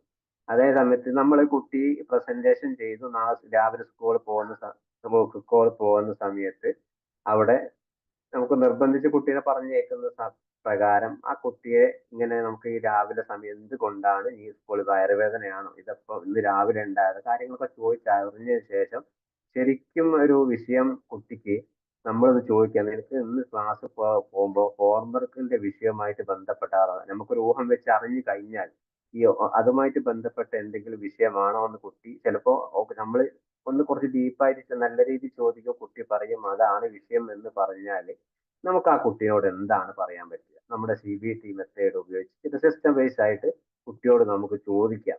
അതായത് നീ സ്കൂളിൽ പോകുന്നു, പ്രസന്റേഷൻ ചെയ്യുന്നു, അത് അത് ഓക്കെ. അപ്പോൾ നിനക്ക് ചിലപ്പോ നല്ലതായിരിക്കാം, ചീത്തയായിരിക്കാം, മറ്റുള്ള കുട്ടികൾ കളിയാക്കും. അപ്പോ നിന്റെ ക്ലാസ്സിൽ ഒരു കുട്ടി മാത്രമല്ലല്ലോ ഉള്ളത്, ബാക്കി എത്ര കുട്ടികൾ നിന്റെ സ്ഥാനത്ത് ആദ്യം ഒരു പ്രസന്റേഷൻ വേറൊരു കുട്ടി ചെയ്യുന്നു. ആ കുട്ടിക്ക് അതേ കുട്ടി ചിലപ്പോ കുട്ടി തെറ്റുന്നു, അതേസമയം നീ ആ കുട്ടിയെ കളിയാക്കുമോ എന്ന് ചോദിക്കും. നമ്മുടെ മക്കളോട് ചോദിക്കുക, നീ അതേസമയം നിന്റെ മുമ്പ് ഒരു വേറെ കുട്ടി അവിടെ ചെയ്തിട്ടുണ്ടെങ്കിൽ ഇതേ പ്രസന്റേഷൻ ചെയ്തു, അപ്പോ നീ എന്താണ് അവിടെ കരുതുന്നത്? ആ കുട്ടിക്ക് അങ്ങനെ തെറ്റിപ്പറ്റി, പ്രസന്റേഷൻ തെറ്റി, അപ്പൊ നീ ആ കുട്ടീനെ കളിയാക്കുമോ എന്ന് ചോദിക്കും. അപ്പോ അപ്പോ ആ കുട്ടി പറയും ഞാൻ കളിയാക്കില്ല. അപ്പോ അതേപോലെ തന്നെയാണ് നിന്നെ ആര് കളിയാക്കിയത്? തെറ്റ് പറ്റിയാൽ അവിടെ തെറ്റുന്നു, പിന്നെ നമുക്ക് തിരുത്താനുള്ള അവസരങ്ങൾ നമുക്ക് ക്ലാസ്സായും ടീച്ചറായി തരും. ഇതൊക്കെ നീ വെറുതെ, അതായത് മുൻകൂട്ടിയുള്ള ചിന്തകളാണ്. ആ ചിന്തകളെ നമ്മൾ മാറ്റിയെടുക്കാൻ വേണ്ടി ഈ കുട്ടിയോട് പറഞ്ഞു കൊടുക്കുക. ഈ പ്രസന്റേഷൻ നിനക്ക് തെറ്റിയാലും വിഷയമില്ല, മറ്റുള്ള കുട്ടികൾ കളിയാക്കിയാൽ 30 കുട്ടികളുടെ ക്ലാസ്സിൽ 30 പേര് നിന്നെ കളിയാക്കൂല, ചിലപ്പോ 5 പേര് പിന്നെയും നിന്റെ കൂടെ ഉണ്ടാവും. കാരണം 5 പേര് തെറ്റിയ ആൾക്കാർ പിന്നെയും അവിടെ ഉണ്ടാവും. കാരണം കുട്ടിയെ നമ്മൾ തെറ്റിക്കാൻ വേണ്ടിയിട്ടല്ല സ്കൂളിലേക്ക് പറഞ്ഞു കൊടുക്കുന്നത്. പക്ഷേങ്കില് ആ രീതി ഒന്ന്, നമ്മൾ പറയുന്ന രീതി ഒന്ന് മാറ്റി കുട്ടിയുടെ മനസ്സിലേക്ക് ഒന്ന് ഇട്ട് കൊടുക്കുക. കാരണം മറ്റുള്ള കുട്ടികൾക്കും നിനക്ക് പറ്റുന്നത് പോലെ തെറ്റ് വരാനുള്ള സാധ്യതകൾ അവിടെ കാണുന്നുണ്ട്. അന്നപ്പോ ആ തെറ്റുകൾ സംഭവിക്കുമ്പോൾ ടീച്ചേഴ്സും മറ്റുള്ള ആളുകളൊന്നും അവരെ ആരും കളിയാക്കൂല. അതേപോലെ തന്നെ നിന്നെയും, നിനക്ക് അവിടെ എന്തെങ്കിലും സംഭവിച്ചിട്ടുണ്ടെങ്കിൽ നിന്നെ ആരും കളിയാക്കില്ല. നിനക്ക് പിന്നീട് അവസരങ്ങൾ ഉണ്ടാവും, നല്ല വീട്ടിൽ വന്ന് നമുക്ക് ഒരുമിച്ച് ചെയ്ത് ഈ പ്രസന്റേഷൻ ഒന്നുകൂടി ഒന്ന് റെഡിയാക്കി നമുക്ക് പിന്നെയും അവതരിപ്പിക്കാനുള്ള ഒരു സമയം നമുക്ക് കിട്ടും. ഇതൊരു ചെറിയൊരു ഉദാഹരണം പോലെ പറഞ്ഞതാണ്. പിന്നെ ഇതിൽ CBTന്റെ പ്രധാനമായിട്ട് ചില പ്രധാനപ്പെട്ട നമുക്ക് ഈ ഓവർകമ്മിങ് ആയിട്ട് വരുന്ന ഓവർ തോട്ട്സുകൾ ഈ കുട്ടികൾ ഉള്ളത് കൊണ്ടാണ് ഈ ആങ്സൈറ്റിയും ഫിയേഴ്സും വറീസും ഒക്കെ വരുന്നത്. അപ്പോ എന്തൊക്കെയാണ് നമുക്ക് ഇതിന് പറയാനുള്ളത് എന്നുള്ളത് നമുക്ക് ഇതുമായിട്ട് ബന്ധപ്പെട്ട കാര്യങ്ങൾ പറയാം, ഇതിനെ കൂടിച്ചേർക്കാം. CBT പ്രധാനമായിട്ടും പറയുന്നത് ലേണിംഗ് ടു സ്പോട്ട് ആണ്. കാരണം കുട്ടികൾ പഠിക്കുന്ന സമയത്ത് കുട്ടികൾക്ക് ഇപ്പൊ ഇംഗ്ലീഷിലാണോ വിഷയമുള്ളത് എന്ന് വെച്ചാൽ ആ കുട്ടി വായിക്കുന്ന സമയത്ത് കുട്ടിയോട് ഇപ്പോ നമുക്ക് എക്സാമിന്റെ സമയത്ത് റിസൾട്ട് കിട്ടുമ്പോൾ നമുക്ക് കുട്ടിക്ക് ഏത് വിഷയത്തിലാണ് കുറവുകൾ നമുക്ക് അറിയാൻ പറ്റും. അപ്പൊ ആ കുട്ടീനെ ഒരു ഇംഗ്ലീഷിലാണെങ്കിൽ ആ കുട്ടിയോട് നമുക്ക് ചോദിക്കാം, നിനക്ക് എന്തുകൊണ്ടാണ് ഇംഗ്ലീഷ്, എന്തെങ്കിലും പ്രശ്നങ്ങൾ ഉണ്ടോ, മനസ്സിലാവാത്ത ഏരിയകൾ ഉണ്ടോ? Ask to question and listen എന്നാണ് ഇത് CBT പറയുന്നത്. കാരണം അവരോട് ചോദ്യങ്ങൾ നമ്മൾ ചോദിക്കുക, അതായത് ഷൗട്ട് ചെയ്യുന്ന രീതിയിലല്ല, പുഷ് ചെയ്യുന്ന രീതിയിലല്ല, അവരോട് ചോദിക്കുക ഏത് രീതിയിലാണ് നിനക്ക് ഇംഗ്ലീഷിൽ പഠിപ്പിക്കേണ്ടത്, ഏത് രീതിയിലാണ് നിനക്ക് ഏത് അർത്ഥത്തിൽ നിനക്ക് മനസ്സിലാവാത്തത്? ഇനിയിപ്പോ പാഠഭാഗം പാരഗ്രാഫ് ആയിട്ടാണോ, ഇനി എക്സാമിലേക്ക് പിന്നെ പഠിച്ചത് മുഴുവനും എഴുതാൻ പറ്റാത്ത പ്രശ്നങ്ങളാണോ? അങ്ങനത്തെ ചില ചോദ്യങ്ങളും അവരുടെ അവർക്ക് അണ്ടർസ്റ്റാൻഡിങ് ലെവൽ ആവുന്ന കാര്യങ്ങൾ നമുക്ക് പറഞ്ഞു കൊടുക്കാൻ കഴിയണം. പിന്നെ അതേപോലെ തന്നെ നമുക്ക് അവരെ ഹെൽപ്പ് ചെയ്യാനുള്ള, ഇപ്പോഴത്തെ പാരന്റ് കൂടുതലായും കുട്ടികളുടെ കൂടെ വായിക്കാനും പഠിക്കാനും ഒക്കെ ഇരിക്കുന്നവരാണെങ്കിൽ പോലും അവരുടെ ഈ ഉദാഹരണം പറഞ്ഞ ഈ ഇംഗ്ലീഷിന്റെ വിഷയത്തിൽ തന്നെ അവര് ആ പഠിക്കുന്ന സമയത്ത് ഈ ഇംഗ്ലീഷിനെ കുറിച്ചുള്ള അവരുടെ ചിന്തകൾ നമ്മൾ ചോദിക്കണം. അവര് പ്രത്യേക ഒരു പരിഗണന നമ്മൾ, കാരണം ഈ ഇംഗ്ലീഷ് ഒരു ഭയങ്കര ടഫ് ആയിട്ടുള്ള ഒരു ക്വസ്റ്റ്യൻ, ഒരു ടെക്സ്റ്റ് ആണെങ്കിൽ, ഒരു പിന്നെ എന്താ പറയുക ഒരു പാഠഭാഗമാണെങ്കിൽ അതിനെക്കുറിച്ച് എന്തൊക്കെ ചിന്തകളാണ് കുട്ടിക്ക് മനസ്സിൽ വരുന്നത്? കാരണം ഇംഗ്ലീഷ് പഠിച്ചാലുള്ള ഇതിന് ഏത് ഭാഗമാണ് മനസ്സിലാവാത്തത്, എന്തുകൊണ്ടാണ് നിനക്ക് ശ്രദ്ധ വരാത്തത്, നമുക്ക് കുട്ടിയെ ചോദിക്കാം. ചോദിച്ചു കഴിഞ്ഞ ശേഷം നമുക്ക് ആ കുട്ടി ഇന്ന ഭാഗത്തപ്പോ കുട്ടി പറയും ആദ്യത്തെ 4 ഭാഗം എനിക്ക് മനസ്സിലായി, അഞ്ചാമത്തെ പിന്നെ ഈ ലെസൺ എനിക്ക് മനസ്സിലായിട്ടില്ല. അന്നപ്പോ എന്താണ് നമ്മൾ റീവൈൻഡ് ചെയ്യുന്നത്? അന്നപ്പോ അതിനെപ്പറ്റി നമുക്കൊരു അറിവുണ്ടാവും. നമ്മൾ പഠിപ്പിച്ചു കൊടുത്ത എല്ലാ കാര്യം ടീച്ചേഴ്സിനെ മാത്രം പുഷ് ചെയ്തിട്ട് അവർ മാത്രമേ പഠിപ്പിക്കാവൂ എന്നുള്ള ചിന്താഗതി മാറ്റി പഠിക്കുക പഠിപ്പിക്കുക എന്നുള്ള ഒരു ലെവലിലേക്ക് വരണം. നമ്മൾ ആദ്യം ഒന്ന് പഠിച്ചു കഴിഞ്ഞിട്ട് ഈ വിഷയമായിട്ട് കുട്ടി നമുക്ക് ഒരുപാട് സാധ്യതകൾ, നമുക്കറിയാത്ത അർത്ഥങ്ങളാണെങ്കിൽ ഈ പിന്നെ എന്താണ് ഗൂഗിൾ ട്രാൻസ്ലേഷൻ നോക്കാം. അതേപോലെ തന്നെ കുട്ടികൾക്കുള്ള യൂട്യൂബ് വീഡിയോസ് ഉണ്ടാവും ഓരോന്ന്, നമ്മളത് കണ്ടിട്ട് കുട്ടികളെ പഠിപ്പിക്കുന്ന ഒരു ടേമിൽ. കാരണം സ്കൂളിൽ പഠിച്ച് മാത്രം നമ്മൾ വീട്ടിൽ വന്ന് ഹോംവർക്ക് മാത്രം ചെയ്യിപ്പിക്കുമ്പോൾ കുട്ടികൾക്ക് ചിലപ്പോൾ ക്ലാസ് പറയുന്നൊന്നും മനസ്സിലായിട്ടുണ്ടാവില്ല. പക്ഷെ അതൊന്നുകൂടി നമ്മൾ ഒന്നുകൂടി റിപ്പീറ്റ് ചെയ്ത് അവർ കാര്യങ്ങൾ പറയുമ്പോൾ അവർക്ക് ഒന്നുകൂടി അണ്ടർസ്റ്റാൻഡിങ് ലെവലിൽ വരും. പിന്നെ ഒരു മൂന്നാമത്തെ പ്രധാനപ്പെട്ട ഒരു കാര്യമാണ് ഇൻഡിപെൻഡന്റ്, അവരെ സ്വതന്ത്രമായിട്ട് ചിന്തിക്കാൻ പഠിപ്പിക്കണം നമ്മൾ. കാരണം ഈ ഒരു വിഷയത്തിൽ മാത്രമാണ്, ഇംഗ്ലീഷിൽ മാത്രം വിഷയത്തെ കുറിച്ച് നമ്മൾ അവർ പറഞ്ഞു കൊടുക്കുമ്പോൾ ഇംഗ്ലീഷ് പഠിച്ചു കഴിഞ്ഞാലുള്ള ഗുണങ്ങളും അതുമായിട്ട് നേട്ടങ്ങളും ഒക്കെ നമ്മൾ അവര് മുമ്പ് പറഞ്ഞു കൊടുക്കുക. ഈ ഇംഗ്ലീഷ് എത്രത്തോളം നിന്റെ ഈ പാഠഭാഗത്തേക്ക് അനിവാര്യമാണ്. അതുമാത്രമല്ല, ഈ ഇംഗ്ലീഷ് ഈ പാഠഭാഗം പഠിച്ച് ഇനിയിപ്പോ തോറ്റാലും പിന്നെ ജയിച്ചാലും ഈ വിഷയത്തെ കുറിച്ചുള്ള നോളജ് മാത്രമാണ് നിന്റെ ഒരു എക്സാം റിസൾട്ട് വരുന്നത്. അതല്ലാതെ പിന്നെ നീ ഈ പാഠഭാഗം പഠിച്ചുകൊണ്ട് പിന്നെ വേറൊരു ലെവലിലേക്ക് എത്തുകയൊന്നുമില്ല. അത് കഴിഞ്ഞ് ഈ പാഠഭാഗം കഴിഞ്ഞ് അടുത്ത ക്ലാസ്സിലേക്ക് എത്തും. അടുത്ത ക്ലാസ് നിനക്ക് ഇങ്ങനെ നോളജ് ഇങ്ങനെ കൂടിക്കൊണ്ടിരിക്കുകയാണ്. അപ്പോ ഈ ഇംഗ്ലീഷ് ഇവിടെ മാത്രം അവസാനിക്കുന്നില്ല. ഇതിനേക്കാളും നല്ല നല്ല രീതിയിൽ മനോഹരമായിട്ട് നമുക്ക് പഠിക്കാനുള്ള ഇംഗ്ലീഷ് പുസ്തകങ്ങളും കാര്യങ്ങളും ഒക്കെ ഉണ്ട്. അതിപ്പോ ഒരുപാട് പ്രഷർ ചെയ്ത് കൊടുത്ത് നീ പഠിപ്പിക്കാൻ പോകണ്ട. നോർമലായിട്ട് വായിക്കുക, നോർമലായിട്ട് മനസ്സിലാവാത്തത് ടീച്ചേഴ്സിനോട് ക്ലാസ്സിൽ ചോദിക്കുക, അല്ല വീട്ടിൽ നിന്ന് എന്നോട് ചോദിക്കുക എന്ന രീതിയിൽ നമുക്ക് ആ കുട്ടിയെ ഒരു സ്വതന്ത്രമായിട്ട് ചിന്തിക്കാനുള്ള ഒരു ലെവൽ. ഞാനിത് എങ്ങനെയാണ് പഠിപ്പിക്കേണ്ടതെന്നല്ല, നമ്മുടെ CBT മെത്തേഡിൽ കൊഗ്നിറ്റീവ് ബിഹേവിയർ തെറാപ്പി ഉപയോഗിച്ച് എങ്ങനെയൊക്കെ നമുക്ക് വീട്ടിൽ നിന്ന് തന്നെ കുട്ടികളെ മനസ്സിലാക്കി ആ പാഠഭാഗത്തിൽ എത്തിക്കാന്നുള്ള രീതികളാണ് പറഞ്ഞു കൊടുക്കുന്നത്. പിന്നെ അതേപോലെ തന്നെ അവരെ ഡെവലപ്പ് ഓരോ സ്റ്റെപ്പ് ഇനിയിപ്പോ മാത്സിലാണ് എന്തൊക്കെ പ്രശ്നങ്ങൾ, മാത്സിലൊക്കെ ഒരുപാട് വിഷയങ്ങൾ വരും. അന്നപ്പോ കണക്ക് കൂട്ടുന്നതിലാണോ കുറക്കുന്നതിലാണോ പിന്നെ ഗുണിക്കുന്നതിലാണ് എവിടെ വിഷയം എന്ന് വെച്ചാൽ അത് നമ്മൾ കണ്ടെത്തിയിട്ട് ചെറിയ ചെറിയ എമൗണ്ടുകൾ കൊടുത്തിട്ട് ആ സ്റ്റെപ്പ് ഓരോ സ്റ്റെപ്പ് വഴി ഫസ്റ്റ് തന്നെ ഒരു കൂട്ടുന്നതിന് പകരം ഗുണിക്കുന്ന വലിയൊരു ഫിഗർ കൊടുക്കുമ്പോൾ അവർക്കൊരു വിഷയം. അന്നപ്പോ എന്താ ഗുണിക്കുന്നതിൽ എത്തുന്നതിന് മുമ്പ് ചെറിയ ചെറിയ അക്ഷരങ്ങൾ പിന്നെ ഡിജിറ്റ് കൊടുത്തിട്ട് അവർ ആ ലെവലിലേക്ക് ഓരോ സ്റ്റെപ്പായിട്ട്, അതായത് LKG പഠിക്കുന്ന കുട്ടികൾക്ക് വളരെ കുറച്ച് നമ്മൾ ഒരുപാട് കഷ്ടപ്പെടുത്തൽ. ഒരു ഉദാഹരണം പറയാം, കഴിഞ്ഞ ദിവസം ഒരു LKG പഠിക്കുന്ന കുട്ടീന്റെ ഒരു കംപ്ലൈന്റ് ആയിട്ട് പാരന്റ് വന്നു ഇന്നലെ. ആ കുട്ടീന്റെ കംപ്ലൈന്റ് എന്ന് പറഞ്ഞാല് പരാതിയാണ്, അമ്മയ്ക്കുള്ള പരാതി എന്നോട് പറയാണ്. കുട്ടിക്ക് LKGക്ക് എത്ര വിഷയമുണ്ട്? അതിൽ 5 വിഷയം 6 വിഷയം സബ്ജക്ട് ഉണ്ട്. 6 വിഷയം അതിൽ ചിത്രം വരയ്ക്കുന്നതിൽ മാത്രം കുട്ടിക്ക് 50ൽ 36 മാർക്ക്, ബാക്കി എല്ലാത്തിനും 40 45 മാർക്ക് ഉണ്ട് എന്ന് പറഞ്ഞു. അപ്പൊ ഈ ആ സമയത്ത് 36 മാർക്ക് എന്ന് പറയുന്നത് നല്ലൊരു മാർക്ക് തന്നെയാണ്. പക്ഷെ അമ്മയ്ക്ക് ഉണ്ടാകുന്ന ഒരു ആൻസൈറ്റി ആണ് നമ്മളെ മുമ്പിൽ പ്രകടിപ്പിച്ചത്. പക്ഷെ ആ കുട്ടി എന്താണ് ടീച്ചർ എന്താ ഈ അമ്മയോട് പറഞ്ഞു, സിംഹത്തിന്റെ തലയ്ക്ക് കുട്ടി കൊടുത്ത ചിത്രം കറുപ്പ് നിറമായി പോയി. ഈ വിഷയം ഇതാണ്. നമ്മൾ ചിരിക്കാനൊക്കെ തോന്നും കേട്ട് കഴിഞ്ഞാല്. പക്ഷെങ്കിൽ ഈ കുട്ടിയോട് ഞാൻ ചോദിച്ചു, സിംഹത്തിന് സാധാരണ പിന്നെ വേറെ നിറമല്ല, സിൽവർ കളർ ഗോൾഡ് കളർ, നീ എങ്ങനെയാ?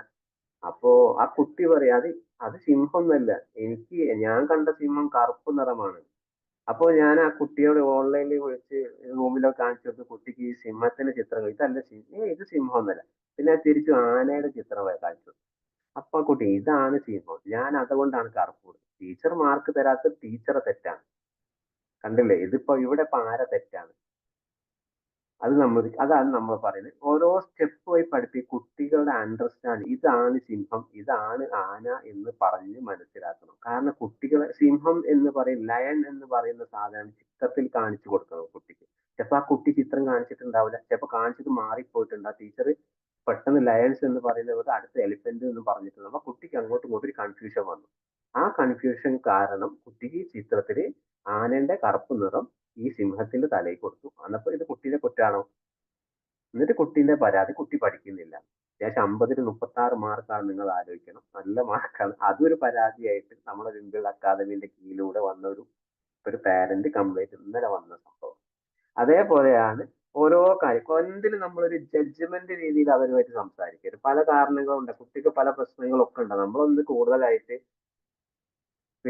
അവരൊന്ന് മനസ്സിലാക്കി അവരെ കൂടെ നിന്ന് ഏത് രീതിയിൽ അവരോട് ചോദിക്കുന്ന ഏത് രീതിയിലാണ് നമ്മൾ പഠിപ്പിക്കേണ്ടത് അവരോട് ചോദിക്കണം. അവരോട് ചോദിച്ചു പറയും ഇന്ന രീതിക്ക് പഠിക്കും. So, അവരോട് ഇങ്ങനെ എനിക്ക് സംസാരിക്കാൻ താല്പര്യം, ഇങ്ങനെയൊക്കെ പഠിപ്പിച്ചാൽ മതി അമ്മ അച്ഛൻ എന്നൊക്കെ അവര് പറയുമ്പോൾ ആ രീതി നമ്മൾ പറയും. അവര് മനസ്സിലാകുന്ന രീതിയിൽ അവര് നമ്മളോട് പറയുന്നത്. അപ്പോ അങ്ങനത്തെ രീതിയിൽ അവര് നമ്മളെ പഠിപ്പിക്കുമ്പോൾ അവർക്ക് അതിൻ്റെതായ റിസൾട്ട് നമുക്ക് കാണും. പിന്നെ ഇതുമായിട്ട് ബന്ധപ്പെട്ട് ചില കുട്ടികൾക്ക് ആങ്ഷ്യസ് ഉണ്ടാകുന്ന, ആങ്സൈറ്റി അല്ല ഫിയർ ഉണ്ടാകുന്ന ചില റെസ്പോൺസിങ് ഉണ്ടാവും. അതായത് അവരുടെ ബിഹേവിയറിൽ കാണുന്ന ചില മാറ്റങ്ങൾ ഉണ്ടാവും. അതായത് നമ്മൾ എന്തെങ്കിലും ഒരു ചോദ്യങ്ങൾ അവർ ചോദിച്ചാൽ ആ ചോദ്യവുമായിട്ട് ബന്ധം അവർക്കൊരു ആങ്സൈറ്റി, ഉത്കണ്ഠ ഉണ്ടാവും. നമ്മൾ എന്ത് കാര്യമാണ് അവരോട് ചോദിച്ചത്, അവർക്ക് അതിനെപ്പറ്റി ഒരു ആനനെ പറ്റി അല്ലെങ്കിൽ ഒരു പൂച്ചനെ പറ്റി ഞാൻ അവരെ കുട്ടികളോട് പറഞ്ഞിട്ടുണ്ടെങ്കിൽ അതിനെ പേടിയുണ്ടെങ്കിൽ ആ കുട്ടിക്ക് അതിനെപ്പറ്റി ഒന്ന് തല താഴ്ത്തും, അല്ലെങ്കിൽ അതിന്റെ മുഖത്ത് നോക്കി സംസാരിക്കില്ല, അതിനെപ്പറ്റി ഒന്നും സംസാരിക്കില്ല. പിന്നെ അതുപോലെ തന്നെ അവരുടെ ചിന്താഗതിയിൽ ഒരുപാട് മാറ്റങ്ങൾ ഉണ്ടാവും. അവർക്ക് എന്തെങ്കിലും സോഷ്യൽ ആങ്സൈറ്റിയോ എന്തെങ്കിലും ഫോബിയാസ് ഒക്കെ ഉണ്ടെങ്കിൽ അവർക്ക് ചുറ്റുപാടുകളുമായിട്ട് നടക്കുമ്പോൾ അല്ലെങ്കിൽ മറ്റുള്ള ആളുകളുമായിട്ട് പെരുമാറുമ്പോൾ വളരെ രീതിയിൽ അവർക്ക് ഒരു ചിന്താഗതികൾ മാറ്റം ഉണ്ടാവും.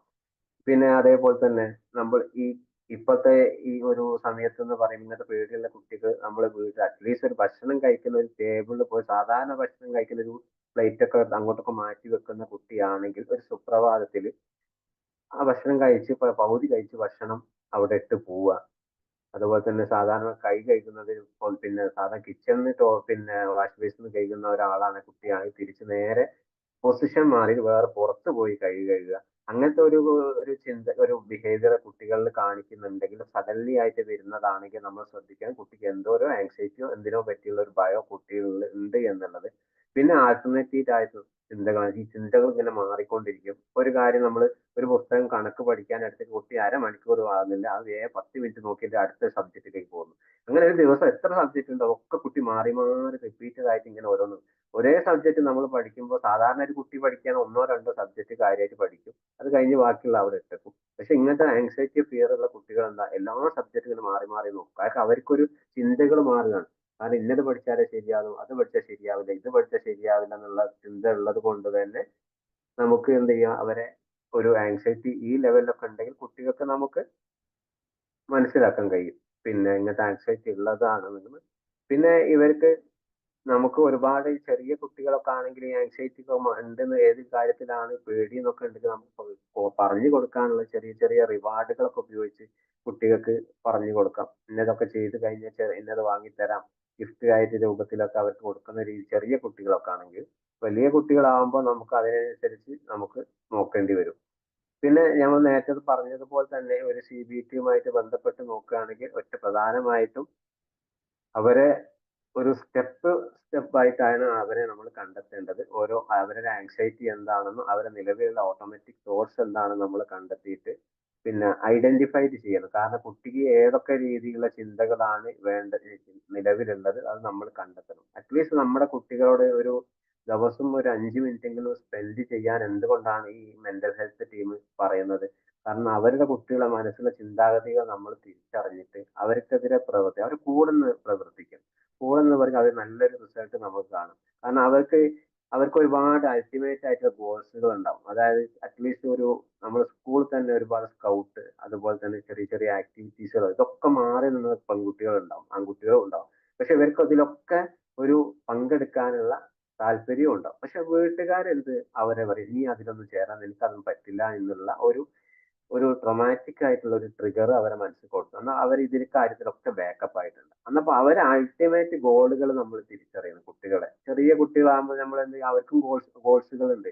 ഇന്നതിലേക്ക് എത്തണം, ഇന്നത് ഇന്നത് പഠിച്ചിട്ട് ഇന്ന ലെവലിലെത്താം. ചെറിയ പ്രായത്തിന് ഗോൾസുകൾ നമ്മൾ ഉണ്ടാക്കി കൊടുക്കുമ്പോൾ അവർക്ക് അത് കുറച്ചുകൂടി ഒരു ഈ പറഞ്ഞ ആങ്സൈറ്റി, മറ്റുള്ള ആളുകളുമായിട്ട് പെരുമാറാനുള്ള രീതികളൊക്കെ അവർ സ്വയമായിട്ട് നേടി സെൽഫായിട്ട് ഉണ്ടാക്കിയെടുക്കാൻ ഇവർക്ക് കഴിയും. പിന്നെ അവരെ തിങ്കിങ് പാറ്റേണുകൾ നമ്മൾ ശ്രദ്ധിക്കണം. പിന്നെ ഈ ഈ എന്ത് കാര്യം അവര് ചെയ്ത് കഴിഞ്ഞാൽ അതിനൊരു സ്കോർ ഇടുന്ന ലെവല്. ഇപ്പോഴത്തെ LKG UKG കുട്ടികൾ ചിത്രം വരച്ചാലൊക്കെ ടീച്ചേഴ്സ് ഭയങ്കര ടെക്നിക്കലായിട്ട് കുട്ടികളെ മനസ്സറിഞ്ഞ് കൊടുക്കുന്ന കേസ്. എന്ത് ചിത്രം വരച്ചാൽ കുട്ടിക്ക് A+ എന്ന്, എല്ലാ കുട്ടികൾക്കും A+ അല്ല. എന്നിട്ട് ആ കുട്ടികളോട് പറയും, എന്റെ നാട്ടിൽ മറ്റുള്ള കുട്ടികൾ പറഞ്ഞെടുത്തത് എനിക്ക് കിട്ടിയ മാർക്ക് അത്രയും നല്ല വിലപ്പെടുത്തും. എന്നിട്ട് ആ കുട്ടി എന്തൊരു വീട്ടിൽ വന്ന് നമ്മൾ വളരെ പറയും, ടീച്ചർ എനിക്ക് ഇങ്ങനെ മാർക്ക് തന്നു. അങ്ങനെ ഒരു സ്കോർ അവര് ചെയ്യുന്ന കാര്യം, വലിയ കുട്ടികളാണെങ്കിലും അവരോട് അവർ ചെയ്യുന്ന ഏത് കാര്യമാണെങ്കിലും അവര് നമ്മൾ ഇവാലുവേറ്റ് ചെയ്തിട്ട് അതിനൊരു സ്കോർ കൊടുക്കുന്ന കാര്യം. ആ സ്കോർ എന്ന് പറയുന്നത് മാർക്ക് ഇട്ട് കൊടുക്കുക എന്നല്ല, അവർക്ക് ലൈഫിൽ എന്താണ് ആവശ്യമുള്ളത് അതിലേക്ക് ചെറിയ രീതിയിൽ നമ്മൾ ചെയ്ത് കൊടുക്കുക എന്നുള്ളതാണ്. പിന്നെ പരീക്ഷകളിലൊക്കെ ആണെങ്കിൽ ഈ പരീക്ഷാ പേടിയുള്ള കുട്ടികളൊക്കെ വളരെ തെറ്റായി പിന്നെ കുട്ടികളെ ഒക്കെ നമ്മൾ കഴിഞ്ഞൊരു ക്ലാസ് ഉണ്ടായിരുന്നു, അത് പറഞ്ഞ പോലെ വീട്ടിലൊക്കെ ചെറിയ ചെറിയ ടെസ്റ്റുകളൊക്കെ ഉപയോഗിച്ചിട്ട് അതൊക്കെ മാറ്റാവുന്നതാണ്. പിന്നെ ഇത് ഈ കുട്ടികളുമായിട്ട് വെറീസിന്റെ കാര്യമായി പ്രോബ്ലം സോൾവിങ് ആണ് എല്ലാ കുട്ടികൾക്കും ഉണ്ടാകുന്ന പ്രധാന പ്രശ്നം. ഇവർക്ക് ഒരു പ്രശ്നം വന്നാൽ സോൾവ് ചെയ്യാൻ പറ്റാ, ഇപ്പോഴത്തെ ജനറേഷന്റെ പ്രശ്നമാണ്. ജനറേഷൻ എന്ന് പറഞ്ഞാൽ എല്ലാ കാര്യത്തിലും അവർ ഭയങ്കര ആക്റ്റീവായി. അറ്റ്ലീസ്റ്റ് ചെറിയൊരു പ്രശ്നം അവർക്ക് വരും, അവർക്ക് താങ്ങാൻ പറ്റില്ല. എന്നിട്ട് അവർ സൂയിസൈഡിലേക്കോ മറ്റുള്ള രീതിയിലൊക്കെ ഡിപ്രസീവ് ആയിട്ടുള്ള അവസ്ഥയിലൊക്കെ പോകാനുള്ള ചാൻസ് ഉള്ളത് കൊണ്ട്. കാരണം എന്താ, നമ്മളെ കുട്ടികളെ ചെറുപ്രായത്തിൽ തന്നെ അവരെ പ്രശ്നങ്ങൾ, എന്തെങ്കിലും പ്രശ്നങ്ങൾ അറ്റ്ലീസ്റ്റ് നമ്മുടെ വീടിന്റെ ഒരു ക്ലീനിങ് ആണെങ്കിൽ എന്തുകൊണ്ടാണ് നമ്മളെ വീട്ടിലുള്ള കുട്ടികളെ സ്വന്തം വീട്ടിലെ ആവശ്യങ്ങൾക്കും കടയിൽ പോകാനും മറ്റുള്ള കാര്യങ്ങളൊക്കെ കൂടെ നിർത്തണം എന്ന് പറഞ്ഞ് ഒരു പ്രോബ്ലം സോൾവിങ് വരും. കാരണം ഒരു കടയിൽ സാധനം വാങ്ങുമ്പോൾ ആ സാധനം ഇന്ന സാധനക്കാണ് വീട്ടിലേക്ക് ആവശ്യമുള്ളത് നമ്മൾ എടുക്കുമ്പോൾ ആ കുട്ടിയോട് പറയും, ഇനി ആ സാധനം അപ്പൊ ആ കുട്ടി ഇതും നമ്മുടെ വീട്ടിലേക്ക് ആവശ്യമുള്ളതാണ്, ഉപയോഗിക്കാൻ പറ്റുന്നതാണ് എന്നുള്ള ഒരു മനഃചിന്താഗതി ഉള്ള കുട്ടികൾക്ക് ഈ പ്രശ്നം, എന്ത് പ്രശ്നം വരുമ്പോൾ അവർക്ക് പെട്ടെന്ന് അത് നികത്താൻ കഴിയും. അതേ സമയത്ത് എന്ത് ലൈഫിൽ ഇതൊന്നും അല്ലാത്ത കുട്ടികളാണ് വീട്ടിൽ മാത്രം ഒരു എന്താണ് പട്ടാളച്ചിട്ടയോടെ കുട്ടി വളർന്ന കുട്ടിക്കാണ് ലൈഫിൽ അറ്റ്ലീസ്റ്റ് ഒരു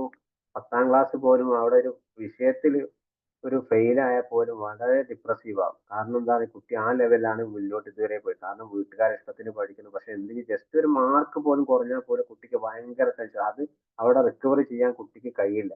അങ്ങനത്തെ അങ്ങനത്തെ നമ്മളത് മുൻകൂട്ടി കാണും. നമ്മൾ ഈ പ്രശ്നം കാരണം കുട്ടിക്ക് എന്തെങ്കിലും സംഭവിക്കുമെന്ന്, കാരണം നമ്മൾ ഇങ്ങനെയൊക്കെ കുട്ടികളോട് പെരുമാറിയാൽ നമ്മുടെ കുട്ടിക്ക് ഇങ്ങനെയൊക്കെ സംഭവിക്കാനുണ്ട് എന്നുള്ള ഒരു മുൻകൂട്ടിയുള്ള ധാരണ നമ്മുടെ പാരന്റിന് ഉണ്ടാവണം. അതുപോലെ തന്നെ എങ്ങനെ ഈ നമ്മൾ പ്രോബ്ലം സോൾവിങ് പറഞ്ഞാൽ മാത്രമേ അവരെ ജീവിതത്തിൽ കാണിച്ചു കൊടുക്കുക. നേരത്തെ ഞാൻ പറഞ്ഞില്ല, കടയിൽ പോവുക, അതുപോലെ തന്നെ വീട്ടിൽ എന്തെങ്കിലും പ്രശ്നങ്ങൾ എല്ലാവരും കൂടി വലിയ ആളുകളൊക്കെ സംസാരിക്കുന്നതിൽ വലിയ കുട്ടികളെ വാക്കുകയാണെങ്കിൽ കുട്ടികളുടെ നമ്മളെ വല്ല പറയാവുന്ന കാര്യങ്ങൾ കുട്ടികൾ കൂടി നിന്ന് സംസാരിക്കും. കാരണം അവർക്ക് ചിലപ്പോൾ നമ്മൾ കിട്ടാത്ത സൊല്യൂഷൻ നമുക്ക് അങ്ങനെ ചെയ്താൽ പോരെ എന്നുള്ള ഒരു സൊല്യൂഷൻ അവരിൽ ഉണ്ടാവും.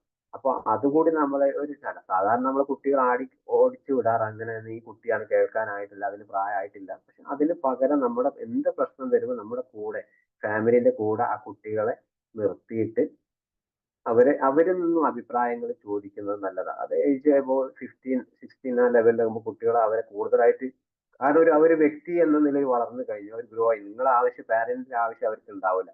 അവർ സെൽഫായിട്ട് ഗ്രോ ചെയ്യുന്ന സമയമാണ്. അപ്പോൾ അവരെ കൂടെ, കാരണം മറ്റുള്ള കുട്ടികളിൽ നിന്ന് പ്രത്യേകിച്ച് മറ്റുള്ള ചുറ്റുപാടിന് വഴിതെറ്റി പോകുന്നതിന് പകരം നമുക്ക് വീട്ടിലുള്ള അങ്ങനത്തെ ചില പ്രശ്നങ്ങളും അല്ലെങ്കിൽ എന്തെങ്കിലും ഹാപ്പിനെസ് ആയിട്ടുള്ള ഇവന്റ്സുകളൊക്കെ വരുമ്പോൾ എന്തെങ്കിലും പോക്കൻ പാർട്ടി ചില കാര്യങ്ങളൊക്കെ അവരെ ഏൽപ്പിച്ചു കൊടുക്കുക. അങ്ങനെയൊക്കെ ചെയ്യുമ്പോൾ തന്നെ കുട്ടികൾ വളരെ രീതിയിലുള്ള പ്രധാന മാറ്റങ്ങൾ ഉണ്ടാവും എന്നാണ് കണക്കുകളും നമുക്ക് തെളിയിച്ചിട്ടുള്ളതും ഒരുപാട് നമുക്ക് അനുഭവങ്ങളിലാണ്. പിന്നെ ഇനി നമുക്ക് കുറച്ച് അവസാനമായിട്ട് കുറച്ച് കാര്യങ്ങളും പറയാണ്. പിന്നെ ഞാൻ നേരത്തെ വരെ പറഞ്ഞിട്ടുള്ളതാണ്. അപ്പോൾ ഈ എന്തെങ്കിലും കുട്ടികൾ എന്ത് പ്രശ്നങ്ങൾ ഉണ്ടെങ്കിൽ കുട്ടിയെ സ്കൂളിൽ പോവാത്ത പ്രശ്നങ്ങളൊക്കെ ഉണ്ടെങ്കിൽ അവരോട് നമുക്ക് ഒരു CBT മെത്തേഡ് ഉപയോഗിച്ച് അവരോട് നമുക്ക് ചോദിക്കാൻ പറ്റുന്ന ചില ചോദ്യങ്ങൾ നമ്മൾ സാധാരണ സോക്രാറ്റിക് ക്വസ്റ്റ്യൻസ് എന്നാണ് പറയുക. അതിൽ കേട്ട ആളുകൾക്കൊക്കെ ഉണ്ടാവും.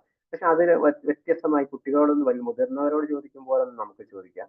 അപ്പൊ എന്ത് എന്ത് കാര്യത്തിലാണ് നിനക്ക് അപ്പൊ ഇങ്ങനെ സ്കൂളിൽ പോവാൻ മടിയുള്ള കുട്ടികളോട് നമുക്ക് സാധാരണയായിട്ട് അസുഖത്തിന്റെ കാര്യം ഇപ്പൊ പറയണം. അപ്പൊ വയറുവേദന എന്തെങ്കിലും തലവേദന കുട്ടി പറഞ്ഞിട്ടുണ്ടെങ്കിൽ അതിനെ പറ്റി നമുക്ക് ചോദിക്കേണ്ട. പക്ഷെ ആ കുട്ടികളോട് എന്തുകൊണ്ടാണ് നീ ഇപ്പോൾ സ്കൂളിൽ പോവാത്തത്? ആരെങ്കിലും പേടിയുണ്ടോ? അല്ലെങ്കിൽ സ്കൂളിൽ മറ്റുള്ള കുട്ടികൾ നിന്നെ ഉപദ്രവിക്കുന്നുണ്ടോ?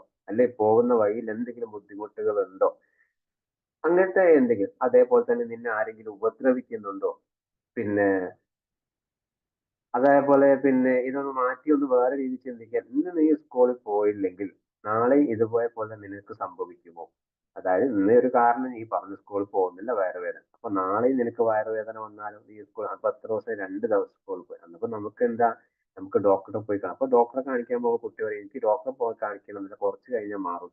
അപ്പൊ സ്കൂളിന്റെ സമയം കഴിയുമ്പോൾ 10 മണി കഴിഞ്ഞ് സ്കൂൾ കുട്ടികൾ പോയ സമയം കഴിഞ്ഞ് കുട്ടി നോർമലായി ഇത് മാറും. കാരണം ഈ ആങ്സൈറ്റി ഉള്ളത് കൊണ്ട്. അതുകൊണ്ടാണ് ആങ്സൈറ്റി അറിയാൻ നമുക്ക് അറിയാം. കുട്ടികൾ എന്തിനാണ് പോകുന്ന വഴിയിൽ എന്തെങ്കിലും ബുദ്ധിമുട്ടോ സ്കൂൾ ക്ലാസ് ടീച്ചേഴ്സിന്റെ എന്തെങ്കിലും പ്രശ്നങ്ങളുണ്ടോ ഇനിയിപ്പോ സെപ്പറേറ്റഡ് ആയിട്ടുള്ള എന്തെങ്കിലും പ്രശ്നങ്ങളുണ്ടോ അല്ലെങ്കിൽ മറ്റേ ഇപ്പോ തന്നെ വീട്ടിൽ എന്തെങ്കിലും പ്രശ്നങ്ങൾ കാരണമാണോ എന്നുള്ളത് കുട്ടികളോട് തുറന്ന് പറയാനുള്ള ഒരു അവസരം ഉണ്ട്.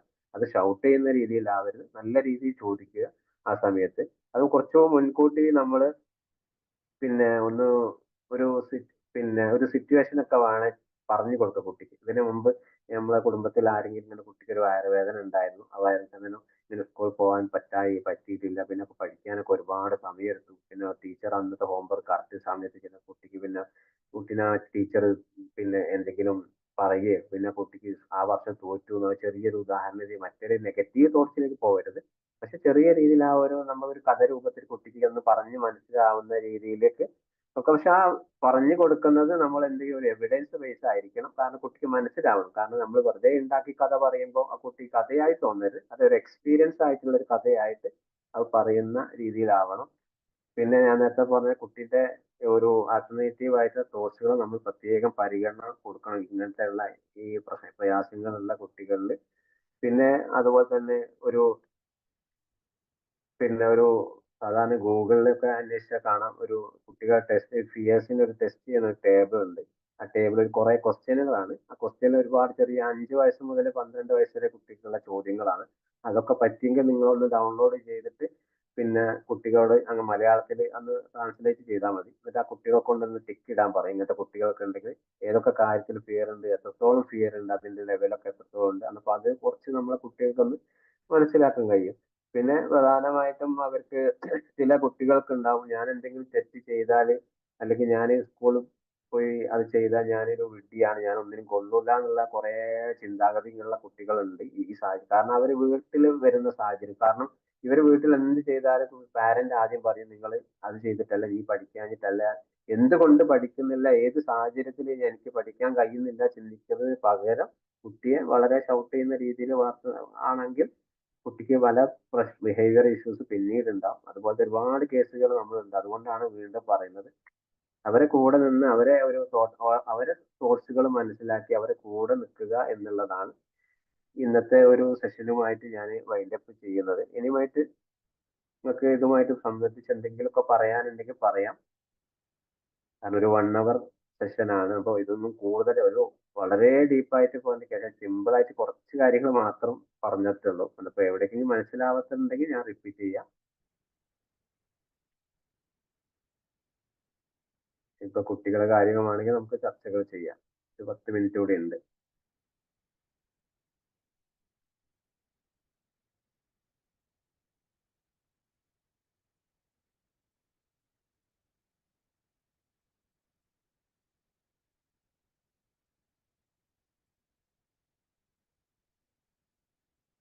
പിന്നെ കുട്ടികളെ നമ്മളെ ഈ ഒരു പിന്നെ ഈ സ്കൂളിൽ പോവാൻ പറ്റാത്ത കുറെ വാശി പിടിക്കുന്ന കുട്ടികളൊക്കെ ഉണ്ടെങ്കിൽ അവരെ റീസൺലി ആയിട്ട് പിന്നെ അവർക്ക് എന്താണ് വിഷയം നമ്മളൊന്ന് അറിഞ്ഞു കഴിഞ്ഞാൽ പിന്നെ നമുക്കൊരു പരിഹാരം ഉണ്ടാക്കാം. അല്ലാണ്ട് നിർബന്ധമായി സ്കൂളിൽ പിടിച്ചു വലിച്ച് സർവീസ് ബസ്സിൽ കയറ്റി വിടുന്നതിന് പകരം അവരെന്തുകൊണ്ട് പോകുന്നില്ല, എന്താണ് വിഷയം എന്ന് അവരെ നല്ല രീതിയിൽ നമ്മൾ ചോദിച്ചറിയുക എന്നുള്ളതാണ്.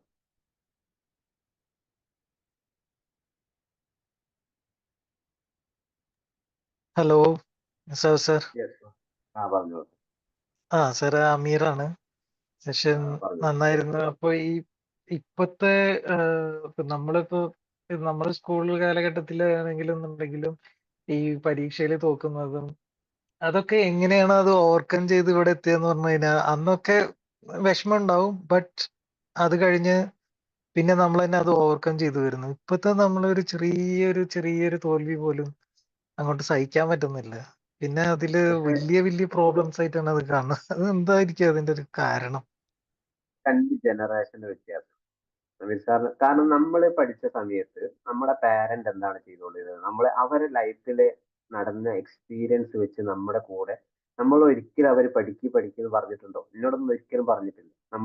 കാരണം നമ്മുടെ പാരന്റ് ചിലപ്പോൾ അത്ര വിദ്യാഭ്യാസമില്ല, എന്നാലും നമ്മൾ പഠനത്തിനനുസരിച്ച് നമ്മൾ തന്നെ കണ്ടെത്തി മുന്നോട്ട് പോയൊരു സമയമായിട്ട് ഒരു 95, ഞാനൊക്കെ ആ സമയത്താണ് ഉണ്ടായിരുന്നത്. 95, 90 കിഡ്സിലപ്പെട്ട സമയത്ത് നമ്മുടെ പാരന്റ് ഒന്നും ആ ഏജ് ജനറേഷന് ഒരിക്കലും പാരന്റ്സ് ഉണ്ടെന്നല്ല, എന്നാലും ഒരു അബോവ് 80% ആളുകളൊന്നും പുഷ് ചെയ്തിട്ടില്ല കുട്ടികളെ.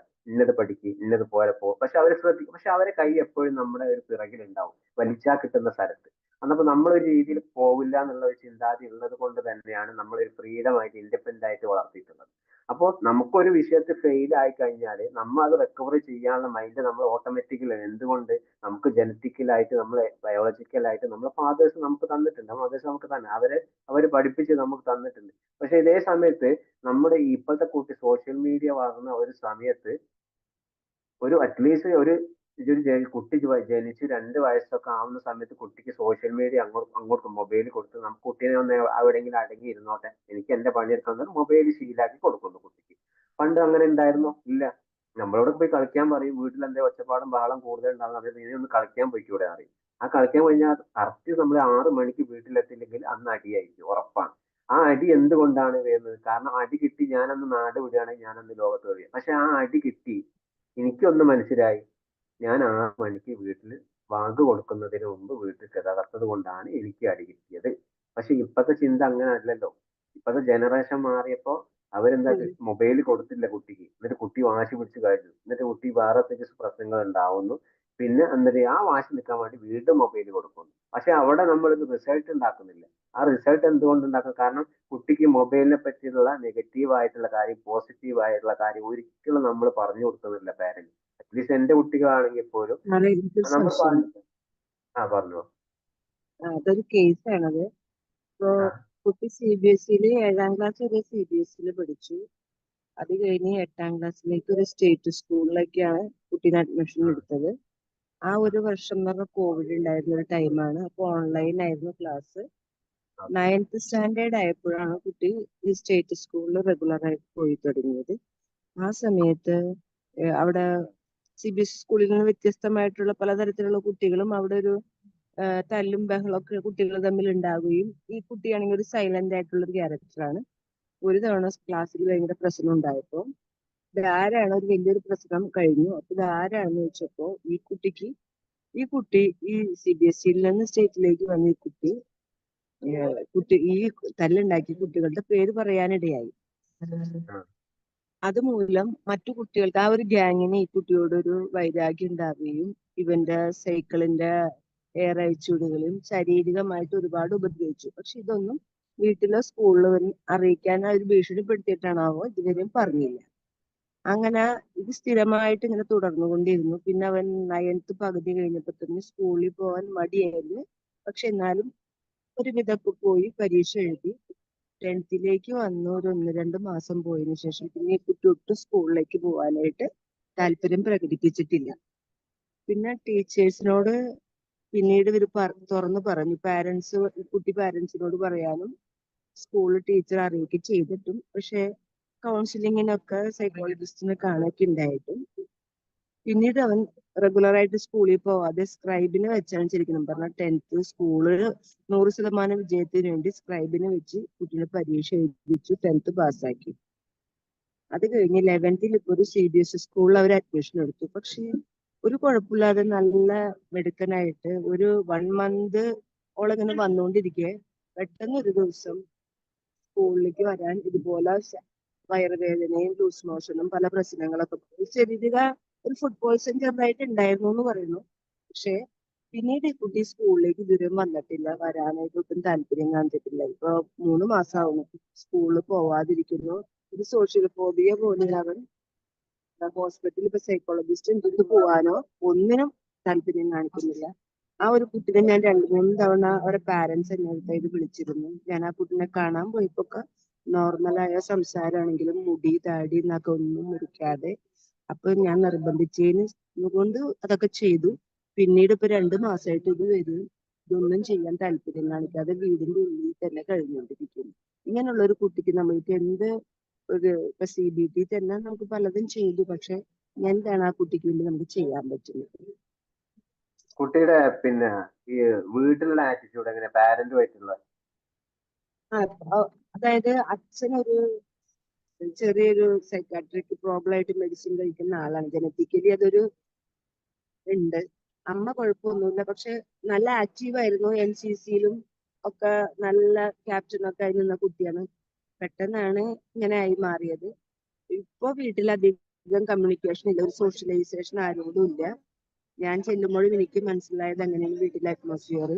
അച്ഛൻ്റെതായ ലോകത്ത്. അമ്മ ഒരുപാട് മോനെ തിരിച്ചു കൊണ്ടുവരാനായിട്ട് ഒരുപാട് എന്താ പറയാ, അവരും ഒരുപാട് ഇനിഷ്യേറ്റീവ് എടുക്കുന്നുണ്ട് ഇതിന് പിന്നില്.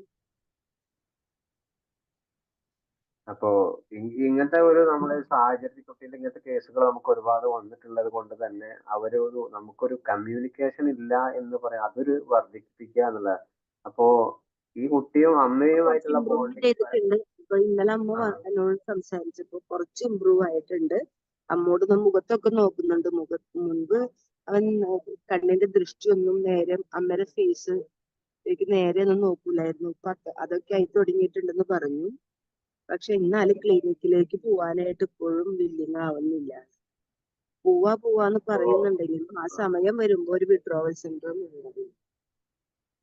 പക്ഷെ നമുക്ക് ഈ ക്ലിനിക്കിലേക്ക് പോകുന്നതിന് മുമ്പ് തന്നെ കുട്ടിക്ക് എവിടെ ഏത് വയസ്സ് വരെ, എത്രാം ക്ലാസ് വരെയാണ് കുട്ടി ഒരു ഹാപ്പിനെസ് മൂഡിൽ ഉണ്ടായെന്ന് തിരിച്ചറിയണം. എവിടെയാണ് നമ്മൾ ആ കുട്ടിക്ക് എന്തൊക്കെയോ നമ്മൾ കുട്ടിക്ക് കൊടുത്ത്, അറ്റ്ലീസ്റ്റ് നമ്മൾ ഒരു സിനിമക്ക് പോവുക, അല്ലെങ്കിൽ ഒരു പാർക്കിൽ പോവുക, അങ്ങനത്തെ ചില കാര്യങ്ങൾ എവിടെ നിന്നാണ് അതൊക്കെ സ്റ്റോപ്പ് ചെയ്താന്ന് നമ്മൾ തിരിച്ചറിയണം. കുട്ടി ഇങ്ങനെ വിഷയമുള്ളത് കൊണ്ട് തന്നെ ചിലപ്പോൾ വീട്ടുകാരെ ഇങ്ങനത്തെ ഹാപ്പിനെസ് ഇവന്റ്സുകളൊക്കെ ഒന്ന് സ്റ്റോപ്പ് ചെയ്തിട്ടുണ്ടാവും. എന്നപ്പോ അതൊക്കെ ഒന്ന് റീക്രിയേഷൻ കൊണ്ടുവരണം. കാരണം ഇപ്പൊ കുട്ടിക്ക് എന്തൊക്കെയാണ്, അതായത് നമ്മൾ ആൾട്ടർനേറ്റീവ് ആയിട്ടുള്ള കോഴ്സുകൾ കണ്ടെത്തിയിട്ട് അതിലേക്ക് ഗോള് ആഡ് ചെയ്ത് കൊടുക്കുകയാണ്. കുട്ടിക്ക് എന്തൊക്കെയാണ് ഗോൾസുകൾ ഉള്ളത് നമ്മൾ തിരിച്ചറിയണം. അതിന് പുറമെ കുട്ടിയുടെ ഇപ്പോഴത്തെ ചിന്താഗതിയാണ്. കുട്ടിക്ക് എന്ന് പറഞ്ഞാൽ പബ്ലിക് സോഷ്യൽ ആങ്സൈറ്റി കൂടുതലായത് കൊണ്ടുള്ള വിഷയമാണിത്. പിന്നെ അതേപോലെ തന്നെ അവോയ്ഡൻസും ഉണ്ട്. മറ്റുള്ളവരെ അവോയ്ഡൻസ് ഒഴിവാക്കുക എന്നുള്ളത്. അതങ്ങനെയാകുമ്പോ വീട്ടില് വേറെ സിബ്ലിങ്സ് ആരെങ്കിലും ഉണ്ടോ? ഗ്രാൻഡ് ഫാദർ ഉണ്ട്. പക്ഷേ ആദ്യം തുടങ്ങിയത് ഈ കുട്ടി ഞാൻ പറഞ്ഞില്ല, ഈ വർഷം ഒരു ഫുഡ് പോയ്സണും പനിയും വന്നു. അപ്പോ അച്ഛന്റെ അമ്മയ്ക്കും ഈ പനി വന്നപ്പോ മുത്തശ്ശൻ ഒരുപാട് വഴക്ക് പറഞ്ഞു. ഇവനാണ് ആ പനി കൊണ്ടുവന്നത്. കാരണം കുറെ 2-3 മാസം ICUലൊക്കെ കിടന്നു. പക്ഷെ അവരിപ്പോ മരണപ്പെട്ടു. ഒരു മാസം മുമ്പ് മരണപ്പെട്ടു. ഇപ്പോ ഗ്രാൻഡ് ഫാദറും അച്ഛനും അമ്മയും ഈ കുട്ടി മാത്രമേ വീട്ടിലുള്ളൂ. അപ്പൊ അതും അറിയണം. കാരണം ചില കുട്ടികൾക്ക് ഇപ്പൊ ഞാൻ മുമ്പൊരു കേസ് പറഞ്ഞിട്ടുണ്ട് അറിയില്ല ക്ലാസ്സിൽ. അപ്പൊ അടുത്ത വീട്ടിലെ കുട്ടി ഇതേപോലെ ഭയങ്കരമായ ഒരു ഒറ്റ മോനാണ്. അപ്പൊ ആ മോന് എന്ത് ചെയ്തു, ഒരു ആക്സിഡന്റില് അടുത്ത വീട്ടിൽ കുട്ടിക്ക് ഭയങ്കര ബൈക്കിനോട് ഭയങ്കര ക്രൈസ് ഉള്ള ഒരാളായിരുന്നു. അങ്ങനെ നിർബന്ധിച്ച് ആ കുട്ടിക്ക് എന്ത് ചെയ്തു, അച്ഛനും അമ്മയും ബൈക്ക് വാങ്ങിക്കൊടുത്തു. അന്നപ്പോ അടുത്ത വീട്ടിൽ ഇതേപോലെ എന്റെ ഫ്രണ്ട്സ് ഉണ്ട്. ആ ഫ്രണ്ട്സിന് ഒരു വട്ടം ചെക്കൻ എന്ത് ചെയ്തു, ഈ സ്കൂൾ പോകുന്ന സമയത്ത് ബൈക്ക് കയറ്റി. ആ കുട്ടി പറഞ്ഞു ഞാൻ വരുന്നില്ല, ഞാൻ ബസ്സിൽ പോയിട്ട് നിർബന്ധിച്ച് അവനെ കയറ്റിക്കൊണ്ട്. അങ്ങനെ പോകുന്ന സമയത്ത് ഈ കുട്ടിക്ക് അല്ലെങ്കിൽ വണ്ടി കിട്ടിയാൽ ഭയങ്കര സ്പീഡ് പോവുക. അപ്പൊ നാട്ടുകാരൊക്കെ എടുത്തിട്ട് പറയാറുണ്ട് പോലെ ഈ കുട്ടിക്ക് ഭയങ്കര സ്പീഡാണ്. അപ്പൊ ആ സമയത്ത് എന്ത് ചെയ്യും, അന്ന് ഈ കുട്ടിയും കൊണ്ട് പോയ സമയത്ത് ഈ കുട്ടി ഒരു ആക്സിഡന്റിൽ വീണ്. ഈ ആക്സിഡന്റ് വഴി കുട്ടി ഇയാൾ മരിച്ചു. ആ അടുത്ത വീട്ടിലെ കുട്ടി മരിച്ചു, ഇവന്റെ ഫ്രണ്ട്സ് മരിച്ചു. പക്ഷെ പിന്നീട് ഇവന്റെ ചിന്ത എന്താണ്, കുട്ടിയുടെ ഞാൻ കാരണമാണ് ആ കുട്ടി മരിച്ചത്, എന്റെ ഫ്രണ്ട് മരിച്ചത് എന്നുള്ള ഒരു ചിന്താഗതി ഉള്ളത് കൊണ്ട് കുട്ടി വളരെ പിന്നെ ഒരു ബിഹേവിയർ ഇഷ്യൂസും ഡിപ്രസീവ് ആയിട്ടുള്ള സൈക്കാട്രിക് ലെവലിലേക്ക് എത്തിയിട്ടുണ്ടായിരുന്നു. അതേപോലെ എന്തെങ്കിലും ഇഷ്യൂ കുട്ടിയുടെ ചിന്താഗതിയിൽ ഉണ്ടോ എന്ന് അറിയാൻ. കാരണം ഞാൻ കാരണമാണ് എന്റെ ഗ്രാൻഡ് മദർ മരിച്ചിട്ടുള്ളത്, അല്ലെങ്കിൽ അപ്പച്ചൻ ഓൾറെഡി പറഞ്ഞത് കൊണ്ട് ഈ കുട്ടിയുടെ കുട്ടി ചിന്തകളിൽ പറയുന്നുണ്ട് ഞാനല്ല, എന്നെ കുറ്റപ്പെടുത്തണമെന്നേ പറയുന്നുള്ളൂ. ഞാനാണെന്ന് അവന് ഇൻസൈറ്റ് ഉണ്ട് കുട്ടിക്ക്, ഞാനല്ല, പക്ഷെ അവരെന്നെ കുറ്റപ്പെടുത്തുന്നേ പറയുന്നുള്ളൂ. പക്ഷെ അവര് ഇൻസൈറ്റ് പറയും, പക്ഷെ ആ കുട്ടിയുടെ മനസ്സിൽ ആ ചിന്ത ട്രിഗർ ആയി കേൾക്കണം. കാരണം എപ്പോഴും അത് പുറത്തേക്ക് വരുന്നുണ്ട്. അതുകൊണ്ടാണ് ആ കുട്ടി പറയുന്നത്. അന്നപ്പോ ആ ട്രിഗർ നമ്മൾ മാറ്റിയെടുക്കും. കാരണം ഇത് ഇപ്പോ നിനക്ക് ഫുഡ് പോയ്സൺ വന്നാലും വന്നില്ലെങ്കിലും അവര് മരിക്കേണ്ട സമയത്ത് അവര് മരിക്കും. അതൊരു ദൈവനിശ്ചയമാണ്. അന്നപ്പോ കുറച്ച് നമ്മൾ ബിലീഫ് സിസ്റ്റവുമായിട്ട് ഇങ്ങനത്തെ കേസുകൾ ഇടപെടണം. പിന്നെ അതല്ല, ഇപ്പോഴത്തെ ഒരു മറ്റുള്ള ഫ്രണ്ട് സർക്കിളൊക്കെ ഒന്ന് അന്വേഷിച്ചിട്ട് അവര് നല്ല രീതിയിൽ ഫ്രണ്ട് സർക്കിൾ കൂടുതൽ ഇടപെടാനുള്ള, പിന്നെ മറ്റുള്ള ഒരു സോഷ്യൽ ഇന്ററാക്ട് ചെയ്യാനുള്ള ഒരു അവസരങ്ങൾ നമ്മളുണ്ട്. കാരണം വീട്ടിൽ ഒറ്റയ്ക്ക് ഇരുന്ന് കുട്ടിക്ക് അങ്ങനെ ഒരു ഇൻട്രോവേർട്ട് പേഴ്സണാലിറ്റിക്ക് പോകുമ്പോൾ അത് കുട്ടിയെ ബാധിക്കും. കാരണം മറ്റുള്ള കൂടുതൽ ആളുകൾ കുട്ടികളുമായിട്ട് കമ്മ്യൂണിക്കേഷൻ ചെയ്യാനുള്ള ഒരു ഒരു അവസരങ്ങൾ നമ്മൾ ഉണ്ടാക്കി കൊടുക്കും അങ്ങനത്തെ കുട്ടികൾക്ക്. പ്രധാനമായിട്ടും പഠനവുമായിട്ട് ബന്ധപ്പെട്ടാണെങ്കിൽ അച്ഛനെ ഒരു ജനറ്റിക്കലി ഇതുണ്ടെന്ന് പറഞ്ഞല്ലോ, അതും ഈ കുട്ടീനെ ഒരു എഫക്ട് ചെയ്യില്ലേ സർ? അത് എഫക്റ്റീവ് ആണ്. നമുക്ക് പൂർണ്ണമായി പറയാൻ പറ്റില്ല. ചില കുട്ടികൾ സാധാരണ അച്ഛൻ ഇങ്ങനെ എന്തെങ്കിലും പ്രശ്നങ്ങൾ ഉണ്ടെങ്കിൽ, അല്ലെങ്കിൽ വീട്ടിൽ ആരെങ്കിലും ഉണ്ടെങ്കിൽ ജനറ്റിക്കലായിട്ടും, അല്ലെ ജനറ്റിക്കൽ ഇല്ലെങ്കിൽ അമ്മ പിന്നീട് അറിയില്ലായിരുന്നു, ബയോളജിക്കലായിട്ടും. വിവാഹത്തിന് മുമ്പ് മറച്ചു വെച്ചിരിക്കുകയായിരുന്നു. വിവാഹത്തിന് മുമ്പും അച്ഛൻ മെഡിസിൻ എടുക്കുന്ന ഒരാളായിരുന്നു, ഇപ്പോഴും കണ്ടിന്യൂ ചെയ്തുകൊണ്ടിരിക്കുന്നു ഈ ഒരു ഏജിലും. എങ്ങനെയാണ്? കാരണം വൈലന്റ് ആണോ? അത് എന്താണ് സൈക്കോട്ടിക്? സൈലന്റ് ആണ്. ഇതുപോലൊരു സോഷ്യലൈസേഷൻ കുറവാണ്, ഭയങ്കര സൈലന്റ് ആണ്. ആളൊരു ഫ്ലവർ മില്ല് നടത്തിക്കൊണ്ടിരിക്കുകയാണ്. അതിങ്ങനെ അന്നും ഇന്നും അതിങ്ങനെ കണ്ടിന്യൂ ചെയ്യുന്നു എന്നല്ലാതെ വലിയൊരു ആക്റ്റീവ് എന്ന് പറയാൻ പറ്റില്ല. പക്ഷെ വേറെ ബുദ്ധിമുട്ടൊന്നുമില്ല. ഓക്കെ, അത് ചിലപ്പോ ഒരു സാധ്യത കാണുന്നുണ്ട്. കുട്ടീന്റെ പേരിലും ആ സോഷ്യൽ ആൻസൈറ്റി വന്നിട്ടുണ്ടാവണം. പക്ഷെ നമുക്കത് ഇനിയിപ്പോ അത് നോക്കിയിട്ട് കാര്യമില്ല. പക്ഷെ നമ്മളൊരു MSc തയ്യാറാക്കുമ്പോൾ അതൊക്കെ വേണം. പക്ഷെങ്കിൽ നമുക്കൊരു ട്രീറ്റ്മെന്റ് ഇന്റർവെൻഷൻ എന്ന പ്ലാനിലേക്ക് പോകുമ്പോൾ കുട്ടിയെ കൂടുതലായി സോഷ്യൽ ഇന്ററാക്ട് ചെയ്യുക എന്നുള്ളതാണ്. പുറത്തേക്ക് കൊണ്ടുപോവുക, പുറത്തെ ആളുകളുമായി സംസാരിക്കാൻ സാഹചര്യങ്ങൾ ഉണ്ടാക്കി കൊടുക്കുക. ഇപ്പൊ കുട്ടിയുടെ സ്കൂളിൽ പോകാൻ ബുദ്ധിമുട്ടുള്ള ആ സാഹചര്യങ്ങളൊക്കെ ഒന്ന് ഒഴിവാക്കി കൊടുക്കുക. മറ്റുള്ള കുട്ടികൾ ഉപദ്രവിക്കും എന്നുള്ള പേടി ഉള്ളത് കൊണ്ടും, കളിയാക്കും എന്നുള്ള പേടി ഉള്ളത് കൊണ്ടും ഒക്കെ തന്നെയാണ് സ്കൂളിൽ പോകാനുള്ള ഒരു പേടി ഉള്ളത്. അപ്പൊ ആ പേടി മാറ്റാൻ നമ്മൾ സ്കൂളിലെ ടീച്ചേഴ്സുമായിട്ട് സംസാരിച്ച് ഒന്നുകിൽ ഡിവിഷൻ മാറ്റി കൊടുക്കുക, അല്ലെങ്കിൽ സ്കൂൾ തൽക്കാലം അടുത്തുള്ള ഒരു ട്രാൻസ്ഫർ എന്ന രീതിയിലേക്ക് അടുത്തുള്ള ഒരു സ്കൂളിലേക്ക് മാറ്റുക. പക്ഷേങ്കിൽ ഈ സ്കൂളിൽ ക്ലാസ് മാറ്റി തന്നെ മറ്റുള്ള കുട്ടികൾ ഇനിയും പുറത്തുനിന്ന് ഉപദ്രവിക്കുന്നത് കൊണ്ട് തന്നെ അതൊരു പോസിബിലിറ്റി അല്ല. അതുകൊണ്ട് തൽക്കാലം കുട്ടിയെ വീട്ടിലിരിക്കുന്നത് വളരെ അപകടമാണ്.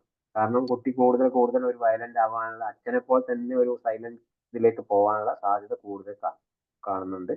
അപ്പൊ അതും കൂടി പാരന്റിനോട് മനസ്സിലാക്കി കൊടുക്കുക. പിന്നെ ഒരുപാട് ഈ സൈക്കോട്ടിക് ലെവലായിട്ടുള്ള മെഡിസിൻസ് ഒന്നും വാങ്ങി കഴിക്കരുത്. കാരണം ഈ എപ്പോഴും നമ്മൾ കൗൺസിലിംഗ് മനസ്സിലാവാത്ത കേസുകൾ, ഇങ്ങനത്തെ കേസുകളൊക്കെ വേഗം ക്ലിനിക്കൽ സൈക്കോളജിസ്റ്റിന്റെ അടുത്തൊക്കെ റെഫർ ചെയ്യുക അവര്. ആ റെഫർ ചെയ്യുന്ന സമയത്ത് അവരെന്ത് ചെയ്യും? ഡിപ്രസീവ് ആയിട്ടുള്ള ടാബ്ലറ്റ് എഴുതി കൊടുക്കും. അപ്പൊ കുട്ടികൾ ഇങ്ങനെ സ്ഥിരമായിട്ട്, ഈ അച്ഛനും ഇത് തന്നെ ആയിരിക്കും സംഭവം. പണ്ട് എന്തെങ്കിലും ചില പ്രശ്നങ്ങൾ കാരണം എവിടെ പോയി ഡോക്ടറെ കൗൺസിൽ കാണിച്ചിട്ടുണ്ടാവും, അവരെന്തോ ഒരു മരുന്ന് എഴുതി കൊടുത്തിട്ടുണ്ടാവും. അതിങ്ങനെ ലൈഫ് ലോങ് ഇങ്ങനെ കഴിച്ചുകൊണ്ടിരിക്കുകയാണ്. ഇതേപോലെ കേസ് നമുക്ക് ഉണ്ടായിരുന്നു. അപ്പൊ അതുകൊണ്ട് നമ്മൾ അത് ഇവാലുവേറ്റ് ചെയ്യണം. എന്താണ് പ്രശ്നം? കുട്ടിക്ക് ശാരീരികമായിട്ടാണോ മാനസികമായിട്ടാണോ എന്തോ പ്രശ്നം? അത് കണ്ടെത്താൻ നമുക്ക് കഴിയണം. കണ്ടെത്താൻ കുട്ടിയുടെ ചിന്തയിലാണ് പ്രശ്നം, ഇനി ബിഹേവിയറിലാണ് പ്രശ്നം, ഇനി മറ്റുള്ളവരുള്ള ആറ്റിറ്റ്യൂഡിലാണ് പ്രശ്നം. ആ പ്രശ്നം കണ്ടെത്താൻ നമുക്ക് കഴിയണം. ആ കണ്ടെത്തി കഴിഞ്ഞാൽ നമുക്ക് എന്ത് ചെയ്യണം? നമ്മൾ സംസാരത്തിലൂടെ തന്നെ കുട്ടി മരുന്നും ചികിത്സയൊന്നും വേണ്ട. തെറാപ്പിയോടെ അല്ലേ? Talk therapy, play therapy, art therapy, അതുപോലെ തന്നെ ഒക്കുപേഷണൽ തെറാപ്പി, ഇതൊക്കെ നമുക്ക് ഉപയോഗിക്കാൻ പറ്റുന്ന കുട്ടിയുടെ ഓരോ കാര്യം. കാരണം കുട്ടിക്ക് എവിടെയാണ് ആപ്റ്റ് ആയിട്ടുള്ള സാധനം നമുക്ക് അതിലേക്ക് കൊടുക്കുക. എനിക്ക് എന്റെ ഒരു സജഷൻ എന്ന് പറയുന്നത് കമ്മ്യൂണിക്കേഷന്റെ വളരെ കുറവ് കാരണം ഉണ്ടാകുന്നത്. അത് കൂടുതലാക്കാൻ ശ്രമിക്കുക. ആ ഫാമിലിയുള്ള സർക്കിളില് ഇവന്റെ അതേ ഏജിലുള്ള കുട്ടികളുമായിട്ട് ഒന്ന് ഇടപഴകാനുള്ള അവസരങ്ങൾ ഉണ്ടാക്കി കൊടുക്കുക. അവരോട് പറഞ്ഞു കൊടുക്കുക.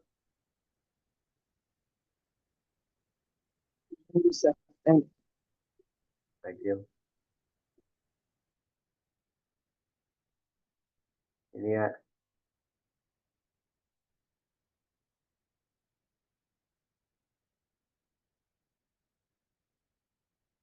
Sir good evening. അവിടെ കേൾക്കുന്നുണ്ട്. ഈ CBTയുടെ ഒരു എക്സാമ്പിളും കൂടെ പറഞ്ഞു തരുമോ? ഞാൻ CBTന്റെ ക്ലാസ്സിൽ കേറാൻ പറ്റിയില്ല കഴിഞ്ഞ തവണത്തെ.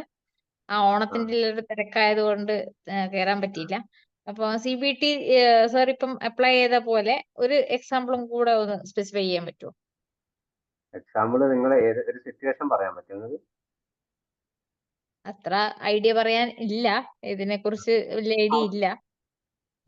ഓക്കെ, അങ്ങനെയാണെങ്കിൽ ഒരു എക്സാമ്പിൾ പറയുകയാണെങ്കിൽ ഇപ്പോ ഒരു കുട്ടിയുടെ ബിഹേവിയർ ഇഷ്യൂസ് ആയിട്ട് വരുന്ന കുട്ടിയാണെങ്കിൽ, അതായത് 8ാം ക്ലാസ്സിൽ 9ാം ക്ലാസ്സിൽ പഠിക്കുന്ന, അത് ഇതേപോലെ നമ്മളിപ്പോ ഇവര് പറഞ്ഞിട്ടില്ലേ, എന്താണ് അവരെ പറഞ്ഞ കേസിൽ ആ കുട്ടിയോട് നമുക്ക് ചോദിക്കാം, പിന്നെ CBTന്റെ മെത്തേഡ് ഉപയോഗിച്ചിട്ട്, പിന്നെ ഇപ്പോ നിന്റെ മനസ്സിൽ എന്തൊക്കെയാണ് ചിന്തകൾ ഓടുന്നത്, ആ ചിന്തകളിൽ എന്തൊക്കെയാണ് നമ്മൾ മാറ്റം വരുത്തേണ്ടത്, ആ മാറ്റത്തിലൂടെ ഞാൻ എന്താണ് നിനക്ക് ചെയ്തു തരേണ്ടത്.